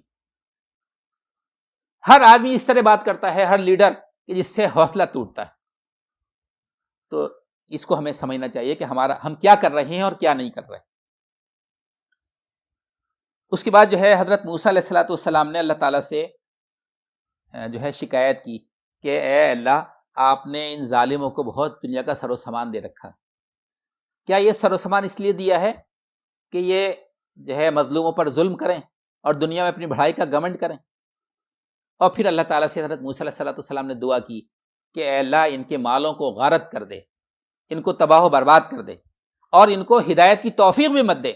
یہاں تک کہ یہ عذاب کو اپنے سامنے دیکھ لیں، یعنی ان کو دنیا میں اللہ تعالیٰ ظلم کی سزا دے دنیا میں۔ یہ دعا حضرت موسیٰ نے مانگی۔ آج ہمارے ہندوستان کے ماحول میں ہمارے ایک دینی حلقوں میں یہ چیز بڑی مقبول ہو رہی ہے کہ بد دعا نہیں دینی چاہیے، یہ ہمارے جو ہے ہم ان کے درمیان دعوت کا کام کرنا چاہیے۔ آپ کیسے بد دعا دے رہے ہیں؟ اللہ کے رسول نے تو بد دعا نہیں دی، لوگ یہ کہتے ہیں، اور مثال میں طائف کی مثال پیش کرتے ہیں، لیکن دراصل یہ قلت نظر اور قلت علم کا نتیجہ ہے۔ اللہ تعالیٰ نے تو اللہ کے سگے چچا، اللہ کے رسول کے سگے چچا کو جو ہے اس کے خلاف پوری صورت نازل کی، اس میں باقاعدہ آپ یہ کہیں کہ یہ پیشین گوئی کی کہ اس کے ہاتھ ٹوٹ گئے، تبت یدا ابی لہب، اور نامراد ہو گیا وہ۔ طائف کی جہاں تک بات ہے کہ طائف میں اللہ کے رسول صلی اللہ علیہ وسلم کے پاس جو ہے فرشتہ آیا، اس نے کہا، اور اس کے جواب میں اللہ کے رسول نے کہا کہ میں جو ہے مجھے امید ہے کہ ان کی آئندہ نسلیں ایمان لائیں گی، آج یہ ایمان نہیں لاتے تو ان کی نسلیں ایمان لائیں گی، ان کے حق میں بد دعا نہیں کروں گا۔ لیکن یہ ہے خلط مبس ہے۔ اصل میں ظالم جو ہوتے ہیں، ظالموں کا ایک گروپ وہ ہوتا ہے جو سوچی سمجھی رڑنیتی پر عمل کرتا ہے، اور ان کے ساتھ کچھ ایسے لوگ لگ جاتے ہیں جن کو کچھ پتہ نہیں ہوتا۔ تو جو عام لوگ ہوتے ہیں اللہ تعالیٰ ان کو ہدایت کی توفیق بھی دے دیتا، لیکن جو ان کی سوچی سمجھی رڑنیتی ہوتی ہے کہ وہ اہل حق پر ظلم کریں، منصوبہ بندی کرتے ہیں جو لوگ اہل حق پر ظلم کرنے کی، اللہ تعالیٰ ان کو دنیا میں ہدایت کی توفیق بھی نہیں دیتا۔ لا یہدی القوم الظالمین قرآن میں کئی جگہوں پر آیا، ظالموں کو اللہ تعالیٰ ہدایت نہیں دیتا۔ اور ایسے لوگوں کے خلاف بد دعا کرنا جو ہے وہ حضرت موسیٰ علیہ السلام نے ایسے لوگوں کے خلاف ہی بد دعا کی۔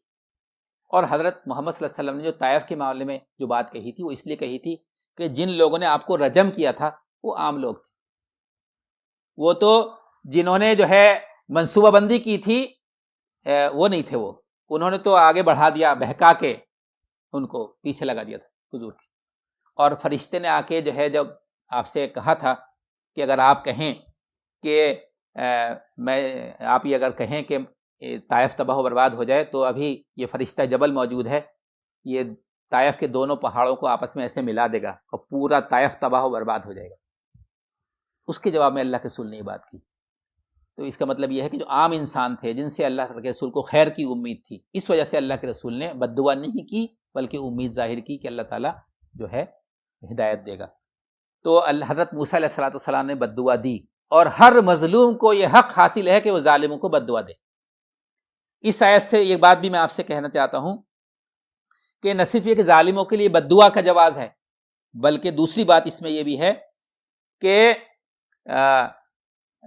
ظالموں کا ساتھ دینا اور ظالموں سے پینگے بڑھانا، ظالموں سے دوستی کرنا، ظالموں کی منسٹریاں اور ممبران پارلیمنٹ بننا، ظالموں سے ہاتھ ملانا، ان کے ساتھ اٹھنا بیٹھنا، کسی چیز کا کوئی جواز نہیں۔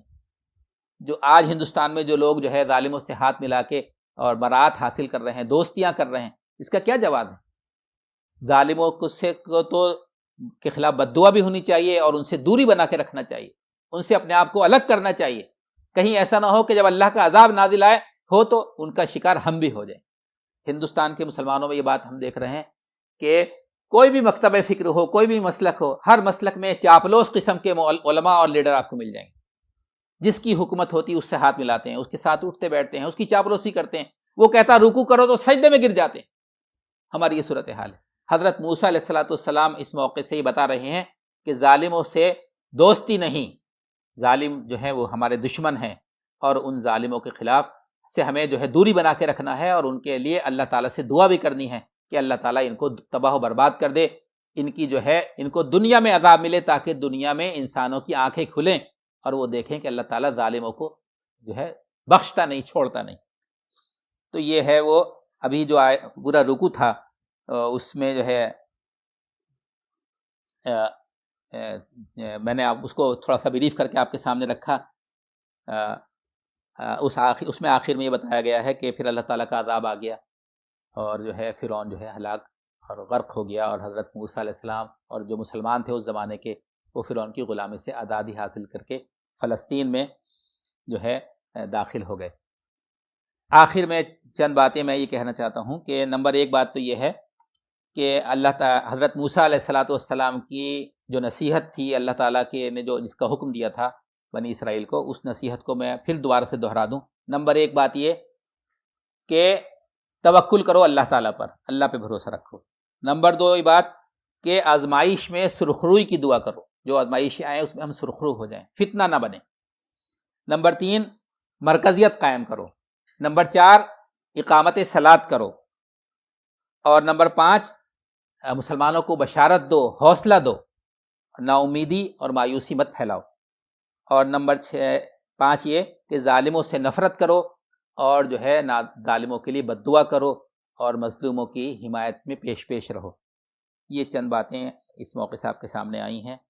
میں اللہ تعالیٰ سے دعا کرتا ہوں کہ حضرت موسیٰ اور بنی اسرائیل کے واقعے میں ہم ہندوستانی مسلمانوں کے لیے جو گائیڈ لائن ہے اس پہ ہمیں اللہ تعالیٰ توفیق کرنے کی، اس میں غور کرنے کی توفیق عطا فرمائے، اور ہم بھی ہندوستان میں ظالموں کے سے مقابلہ کرنے کے لیے کوئی پلان کریں، کوئی منصوبہ بندی کریں، اور ہندوستان میں امت مسلمہ کو ظالموں سے جو ہے گویا کہ ایک طرح سے رہائی دلانے کی کوشش کریں۔ ربنا تقبل منا انک انت السمیع العلیم وتب علینا انک انت التواب الرحیم وآخر دعوانا الحمدللہ۔ دو سوالات آئے ہیں جی۔ ایک تو یہ تھا پہلا کہ جیسے انبیاء کا جو کام ہوتا ہے وہ ایک انفرادی جدوجہد ہوتی ہے، ایک ون مین شو کی طرح وہ کام رہتا ہے بالکل، تو موجودہ دور میں جو جدوجہد ہونی چاہیے وہ کوئی اجتماعی لیول کی ہونی چاہیے یا انفرادی کوششوں کے ذریعے سے ہونی چاہیے؟ اصل میں نبی جو ہے وہ تو مامور من اللہ ہوتا ہے، یعنی اللہ تعالیٰ اس کو دنیا میں بھیجتا ہے کام دے کر کے آپ کو یہ کام کرنا ہے۔ دوسری یہ کہ جو جلیل القدر انبیاء اور رسول رہے ہیں، اللہ تعالیٰ ان کو یہ گارنٹی بھی دیتا ہے کہ کافر جو ہیں تمہارا کچھ بگاڑ نہیں پائیں گے، تم اپنا کام شروع کرو۔ اس حد تک تو آپ دیکھیں گے کہ وہ انفرادی یعنی فرد سے شروعات ہوتی، ایک فرد سے، لیکن کیا یہ حقیقت ہے کہ وہ فرد ہی کام کرتا ہے؟ بلکہ اس فرد کی کوششوں کے نتیجے میں ایک پوری امت بنتی ہے، ایک اجتماعیت بنتی ہے، اور وہ اجتماعیت نبی کے ساتھ کھڑی ہو کے کوشش کرتی ہے۔ خاص طور سے نبی آخر الزماں کے اسوے میں تو یہ بات ہم دیکھتے ہیں۔ اس سے پہلے جو رسول ہوئے ہیں وہاں پہ تو یہ ہوا کہ اللہ تعالیٰ کی ڈائریکٹ مدد آ گئی رسول کے ساتھ، اور سنگھرش کرنے کی، جدوجہد کرنے کی، تحریک برپا کرنے کی ضرورت پیش نہیں آئی پوری، جیسے حضرت موسیٰ کے ساتھ ہوا، حضرت ابراہیم کے ساتھ ہوا، حضرت نوح کے ساتھ ہوا۔ لیکن نبی آخر الزماں صلی اللہ علیہ وسلم نے جو کوشش شروع کی تو پوری ایک امت تشکیل دی، ایک جماعت بنی، اس جماعت کو ساتھ لے کر اللہ کے رسول نے جو ہے میدان عمل میں قدم رکھا، سنگھرش کیا، زبان سے بھی، ہاتھ سے بھی، تلوار سے بھی، مال سے بھی۔ اس سنگھرش کے بعد اللہ تعالیٰ نے دنیا میں دین کو غالب کیا۔ اگر ہم یہ سمجھتے ہیں کہ انفرادی حیثیت میں ہم کوئی کوشش کریں گے تو وہ کامیاب ہوں گی، اس کا جو ہے کوئی امید زیادہ نہیں ہے۔ کچھ نہ کچھ اثرات تو پڑتے ہی ہیں، لیکن یہ کہ کوئی بھی کوشش اگر ہم کامیاب دیکھنا چاہتے ہیں تو ہمیں مل جل کر کوشش کرنی چاہیے، اور اس کے لیے قرآن پاک میں بے شمار آیات پیش کی جا سکتی ہیں کہ متحد ہو کر، یونائٹ ہو کر، باہم مل کر جو ہے ہمیں کوشش کرنی چاہیے۔ صرف ایک جماعت نہیں، بلکہ وہ جماعت یہ کوشش کرے کہ پوری امت یونائٹ ہو جائے۔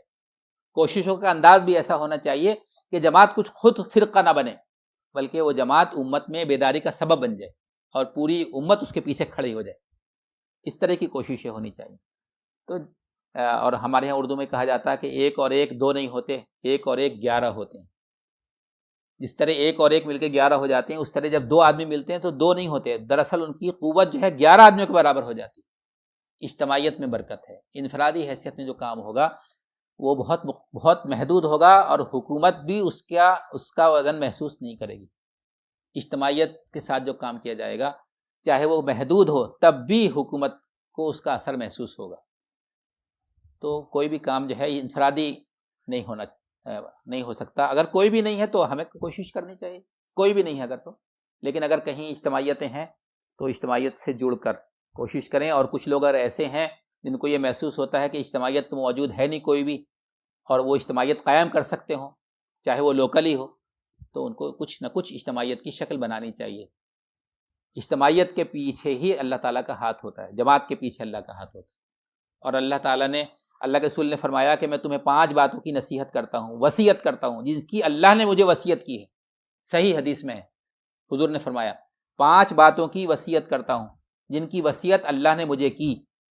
اس میں ایک بات یہ کہی اللہ کے رسول نے، جماعت بن کر رہو، امیر کی بات کو سنو اور امیر کی اطاعت کرو.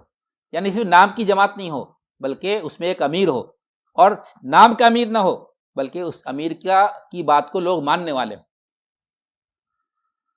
3 باتیں اس طرح آپ نے فرمائی، جماعت، امارت اور اطاعت، اور 2 باتیں اس کے بعد فرمائی، ہجرت اور جہاد. تو 3 باتیں جو ہیں وہ اجتماعیت سے متعلق. دوسرا سوال یہ تھا کہ حضرت موسیٰ علیہ السلام کی آمد کی پیش گوئیوں کی بنا پر یہودیوں کا ان سے امید رکھنا بجا تھا، مگر چونکہ اب تو پیغمبروں کا سلسلہ حضور صلی اللہ علیہ وسلم پر ختم ہو گیا اور ہماری سو کالڈ قیادت اس قابل نہیں ہے کہ ان سے امید رکھی جائے. کسی سے امید رکھنا فطرتاً انسان کو کمزور بھی کرتا ہے سوائے اللہ کے، تو کیا اس بات کی ضرورت نہیں ہے کہ امت مسلمہ کو جھوٹی امیدوں سے باہر نکال کر طارق بن زیاد کی طرح کشتیوں کو جلا دیا جائے؟ عوام کو ہی ذمہ داری لینے کی ضرورت نہیں ہے، امید غلط فہمی پیدا کرتی ہے. دیکھیے ایک بات تو میں نے بہت زور دے کر کہی کہ توکل اور بھروسہ جو ہے وہ اللہ پر ہونا چاہیے. جو موجودہ قیادت ہے وہ تو بالکل بھی اس قابل نہیں ہے کہ اس پہ توکل اور بھروسہ کیا جائے. لیکن اس کا مطلب یہ نہیں ہے کہ بغیر کسی قیادت کے آپ کچھ کریں گے. بغیر قیادت کے جو لوگ جمع ہوتے ہیں وہ تو بھیڑ ہوتی، اور وہ اس بھیڑ کو تتر بتر کرنا بھی آسان ہوتا ہے اور ختم کرنا بھی آسان ہوتا ہے. یعنی اگر کچھ کرنا چاہتے ہیں تو قیادت تو پیدا کرنی پڑے گی. آپ موجودہ قیادت سے مایوس ہیں، ٹھیک ہے، لیکن آپ جو باصلاحیت لوگ ہیں ان کو آگے بڑھائیے، اتنا بڑھیں آگے کہ وہ اس منصب پر آئیں. دیکھیے جب بھی کوئی کرائسس پیدا ہوتا ہے، کوئی ایسا جنکچر آتا ہے جیسا ابھی آیا تھا، ایسے ہی جنکچر پہ جو ہے امتحان ہوتا ہے قیادتوں کا. اس میں کچھ لوگ فیل ہو جاتے ہیں اور کچھ لوگ پاس ہو جاتے ہیں. ابھی جو کچھ چل رہا ہے مجھے لگتا ہے کہ جو ہماری پرانی قیادت ہے وہ سب فیل ہو گئی، لیکن ہر مقام پہ کچھ نئے لوگ ابھر کر آئے ہیں، ہو سکتا ہے ان میں سے کچھ کام کے ہوں. تو ایسا نہیں کہ بغیر قیادت کے ہم کوئی منزل سر کر لیں گے، قیادت تو بنانی ہی پڑے گی. اور جہاں تک رسول کی بات ہے، بے شک اللہ کے حضرت محمد صلی اللہ علیہ وسلم جو اللہ کے آخری رسول ہیں، اور کوئی بھی رسول نہیں آئے گا آپ کے بعد. لیکن کیا اس کا مطلب یہ ہے کہ اب کچھ نہیں ہوگا؟ جو کام اللہ کے رسول کیا کرتے تھے، نبی آخر الزماں کے بعد وہی کام اللہ کی برپا کی ہوئی یہ امت کرے قیامت تک. اگر یہ امت ذمہ داری نہیں لے گی تو اللہ تعالیٰ کی ہاں جواب دہ ہوگی. اس امت کو یہ کام کرنا ہے. امت کے جو ذمہ دار اور قائدین ہیں ابھی نہیں کر رہے ہیں تو صرف بلا بھلا کہہ کر جو ہے بیٹھ جانا، یہ کوئی عقل مندی نہیں ہوگی. ہمیں جو ہے خود اس بات کی کوشش کرنی چاہیے کہ اچھے لوگ آگے بڑھیں اور اچھے لوگوں کو آگے بڑھایا جائے، اور جو ہے ان کی قیادت کو جو ہے عوام کے درمیان مقبول کرنے کی کوشش بھی کی جائے. عوام یعنی پروجیکشن بھی ایک حد تک میں یہ لفظ استعمال کر رہا ہوں، حالانکہ اس کے کچھ دوسرے معنی بھی ہوتے ہیں. یعنی قیادت کو پروجیکٹ کرنے کی بھی ضرورت ہوتی کبھی کبھی. اگر قیادت ہم سمجھتے ہیں کہ اس میں کوئی قائدانہ صلاحیت ہے اور یہ آگے چل کے کسی ایک گاؤں کا، کسی ٹاؤن کا، مسلمانوں کا کوئی قائد بن سکتا ہے، تو لوگوں کو آگے بڑھانے کی بھی کوشش کرنی چاہیے. ایک بات میرے ذہن میں آ رہی ہے، ہو سکتا ہے آپ لوگ اختلاف کریں. نبی اکرم صلی اللہ علیہ وسلم جب مکہ سے مدینہ آئے تو حضرت ابوبکر صدیق اور اللہ کے رسول ایک اونٹ پر تھے، اور نبی اکرم صلی اللہ علیہ وسلم جو ہے دیکھنے میں جوان لگتے تھے اور ابوبکر صدیق دیکھنے میں بزرگ لگتے تھے، زیادہ بال سفید تھے. اور ابوبکر صدیق تھوڑے توانا بھی تھے، موٹے تازے، حضور تھوڑے دبلے پتلے تھے. تو اللہ کے رسول اونٹ پہ آگے بیٹھے تھے اور ابوبکر صدیق اونٹ پہ پیچھے بیٹھے تھے. تو جیسے جیسے اونٹ آگے بڑھتا جاتا تھا تو ابوبکر صدیق کو ایسا لگا کہ جو مسلمان ہیں مدینہ کے وہ جانتے نہیں تھے. مدینہ کے مسلمان ایک استقبال کے لیے جمع ہوئی تھی پوری بھیڑ، عورت مرد بچے، وہ پہچانتے نہیں تھے اللہ کے رسول کو کون رسول ہے. تو ابوبکر صدیق رضی اللہ عنہ کو ایسا لگا کہ لوگ مشکوک ہو رہے ہیں کہ کون ہے رسول، محمد کون ہے، آگے والے یا پیچھے والے. تو ابوبکر صدیق رضی اللہ عنہ کو جب یہ احساس ہوا تو فوراً انہوں نے اپنی چادر اٹھائی اور چادر کو ایسے پھیلا دیا اللہ کے رسول کے سر پہ. یہ ہے اللہ کے رسول. اس سے ہم کچھ باتیں سیکھ سکتے ہیں جس کی طرف میں نے اشارہ کیا. اس میں مطلب جو ایک چیز یہ ہوتی ہے کہ ایک عام سوچ ہی پائی جاتی ہے کہ جیسے آگے ٹائم میں ایک کنسیپٹ ہے امام مہدی کا یا حضرت عیسیٰ کہ وہ آئیں گے تبھی کچھ کریں گے، ابھی ہمیں جو ہو رہا ہے اسے برداشت کرتے رہنا چاہیے. تو اس کی دیکھیے، اگر مہدی کا یہ تصور ہے ہمارے دماغوں میں کہ مہدی آئیں گے تبھی کچھ ہوگا، تو یہ تو گویا کہ خودکشی ہے. یعنی ہم نے کلین چٹ دے دی ہے باطل کو کہ وہ جو چاہے کرتا رہے، ہم تو کچھ کریں گے نہیں. یہ ایک غلط تصور ہے مہدی کا، اور اسی تصور کی وجہ سے بعض اہل علم نے سرے سے حضرت مہدی کا انکار ہی کیا، شخصیت کا، کہ یہ دراصل مسلمانوں امت مسلمہ کو جو ہے ہاتھ پر ہاتھ دھرا رکھنے کے لیے یہ افسانہ گھڑا گیا. یہ تصور صحیح نہیں کہ اب مہدی آئیں گے تو کچھ ہوگا. یہ تصور ہمارے ہاں سنیوں سے زیادہ شیعوں میں تھا، یہ تصور کہ وہ نبی وہ کہ امام آخر الزماں، امام غائب کا جو ان کا تصور تھا، جب وہ ظاہر ہوں گے تب کچھ ہوگا. چنانچہ وہاں کچھ ہوتا ہی نہیں تھا، بس امام غائب کا انتظار کر رہے تھے، امام غائب حاضر ہوں تو کچھ ہو. لیکن آپ جانتے ہیں کہ 30 سال پہلے خمینی نے، امام خمینی نے جو ہے اس تصور کو بدلا. سب سے پہلے کہا یہ بالکل باطل تصور ہے کہ ان کے انتظار میں ہم بیٹھے رہیں، ہمیں اپنی کوشش کرنی چاہیے. چنانچہ آپ نے دیکھا کہ وہاں پہ جو ہے علماء کی قیادت کامیاب ہو گئی اور بادشاہ نکل کے بھاگ گیا اور بھائی کہ انقلاب برپا ہو گیا. تو مہندی کا تصور یہ صحیح نہیں ہے کہ ہم یہ سوچیں کہ اب تو جو کچھ بھی ہونا وہ مہندی کرے گا. اگر ہمارے ماضی کے مسلمانوں نے بھی یہ بات سوچی ہوتی تو ہم تو 1300 سال پہلے دنیا میں ختم ہو چکے ہوتے. اگر یہی بات سلطان محمد فاتح نے سوچی ہوتی کہ قسطنطنیہ کو تو مہندی فتح کریں گے، تو قسطنطنیہ فتح ہی نہیں ہوتا. یہی بات سلطان صلاح الدین ایوبی نے سوچی ہوتی کہ مہندی آئے گا تبھی بیت المقدس ہمارے قبضے میں آئے گا، تو بیت المقدس فتح نہیں ہوتا.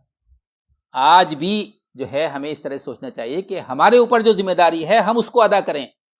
اللہ تعالیٰ کو جو کچھ کرنا ہے وہ اللہ تعالیٰ جب بہتر جانتا ہے. اللہ کی مشیت کیا ہے ہم نہیں جانتے. ہم اپنی ذمہ داری سمجھیں، ہمیں اپنی ذمہ داری کو ادا کرنا چاہیے. جب اللہ کی مرضی ہوگی تو مہدی بھی آئیں گے. اور جب مہدی آنے کی جو احادیث ہیں اس میں بھی یہ اشارے موجود ہیں کہ پہلے سے امت مسلمہ بیدار ہونی چاہیے. کیا مہدی اکیلے جہاد کریں گے؟ مہدی کے ساتھ جو ہے مسلمان سب، پوری دنیا کے مسلمان مل کے جہاد کریں. اور یہ ایک تصور ہمارے یہاں پیدا ہو گیا کہ حالات ایسے ہیں، دجال کے فتنے سے بچنے کے لیے جنگل میں چلا جانا ہی چاہیے، پہاڑ کی کھو میں بیٹھ جانا چاہیے، وہی محفوظ رہے گا، اس کا ہی ایمان بچے گا. اگر اس کا ہی ایمان بچے گا جو جنگل میں چلا گیا، خانقاہ میں چلا گیا اور کھو میں چلا گیا، تو پھر امام مہدی کے اور عیسیٰ کے ساتھ کون جہاد کرے گا؟ کوئی کرے گا جہاد؟ سب تو جنگل میں ہوں گے ایمان بچانے کے لیے. اصل میں دراصل حدیث کے اندر دو باتیں کہی گئیں، ایک ہے عزیمت کا راستہ، ایک ہے رخصت کا راستہ. عزیمت کا راستہ یہ ہے کہ مہدی کے اور عیسیٰ کے ساتھ لڑنے کے قابل بن جاؤ دجال سے، اور رخصت یہ ہے کہ اگر تم نہیں لڑ سکتے تو پھر ایمان بچانے کے لیے جنگل چلے جاؤ، اس کا ساتھ مت دو. بس یہ دو. تو اگر یہ ہمیں فیصلہ کرنا چاہیے کہ ہم عزیمت کا راستہ اختیار کریں گے یا رخصت کا کریں گے. الحمدللہ رب العالمین، اللہم صلی علی سیدنا و شفیعنا و حبیبنا و مولانا محمد مبارک وسلم. ربنا ظلمنا انفسنا وإن لم تغفر لنا وترحمنا لنكونن من الخاسرین. ربنا افرغ علينا الصبر وثبت اقدامنا وانصرنا على القوم الكافرين. ربنا لا تجعلنا فتنة للقوم الظالمين ونجنا برحمتك من القوم الكافرين. ربنا آتنا في الدنيا حسنة وفي الآخرة حسنة وقنا عذاب النار. رب اغفر وارحم وأنت خير الراحمين. رب ارحمهما كما ربياني صغيرا. ربنا لا تؤاخذنا إن نسينا أو أخطأنا. ربنا ولا تحمل علينا إصرا كما حملته على الذين من قبلنا. ربنا ولا تحملنا ما لا طاقة لنا به واعف عنا واغفر لنا وارحمنا. انت مولانا فانصرنا على القوم الكافرين. انت مولانا فانصرنا عن القوم الكافرين. اللهم انك عفو کریم تحب العفو فاعف عنا یا کریم. اللهم انك عفو کریم تحب العفو فاعف عنا یا کریم. اللهم انك عفو کریم تحب العفو فاعف عنا یا کریم. اللہم انی اعوذ بک من البرص والجنون والجذام وسیء الاسقام ربنا تقبل منا انک انت السمیع العلیم وتب علینا انک انت التواب الرحیم وآخر دعوانا ان الحمد للہ.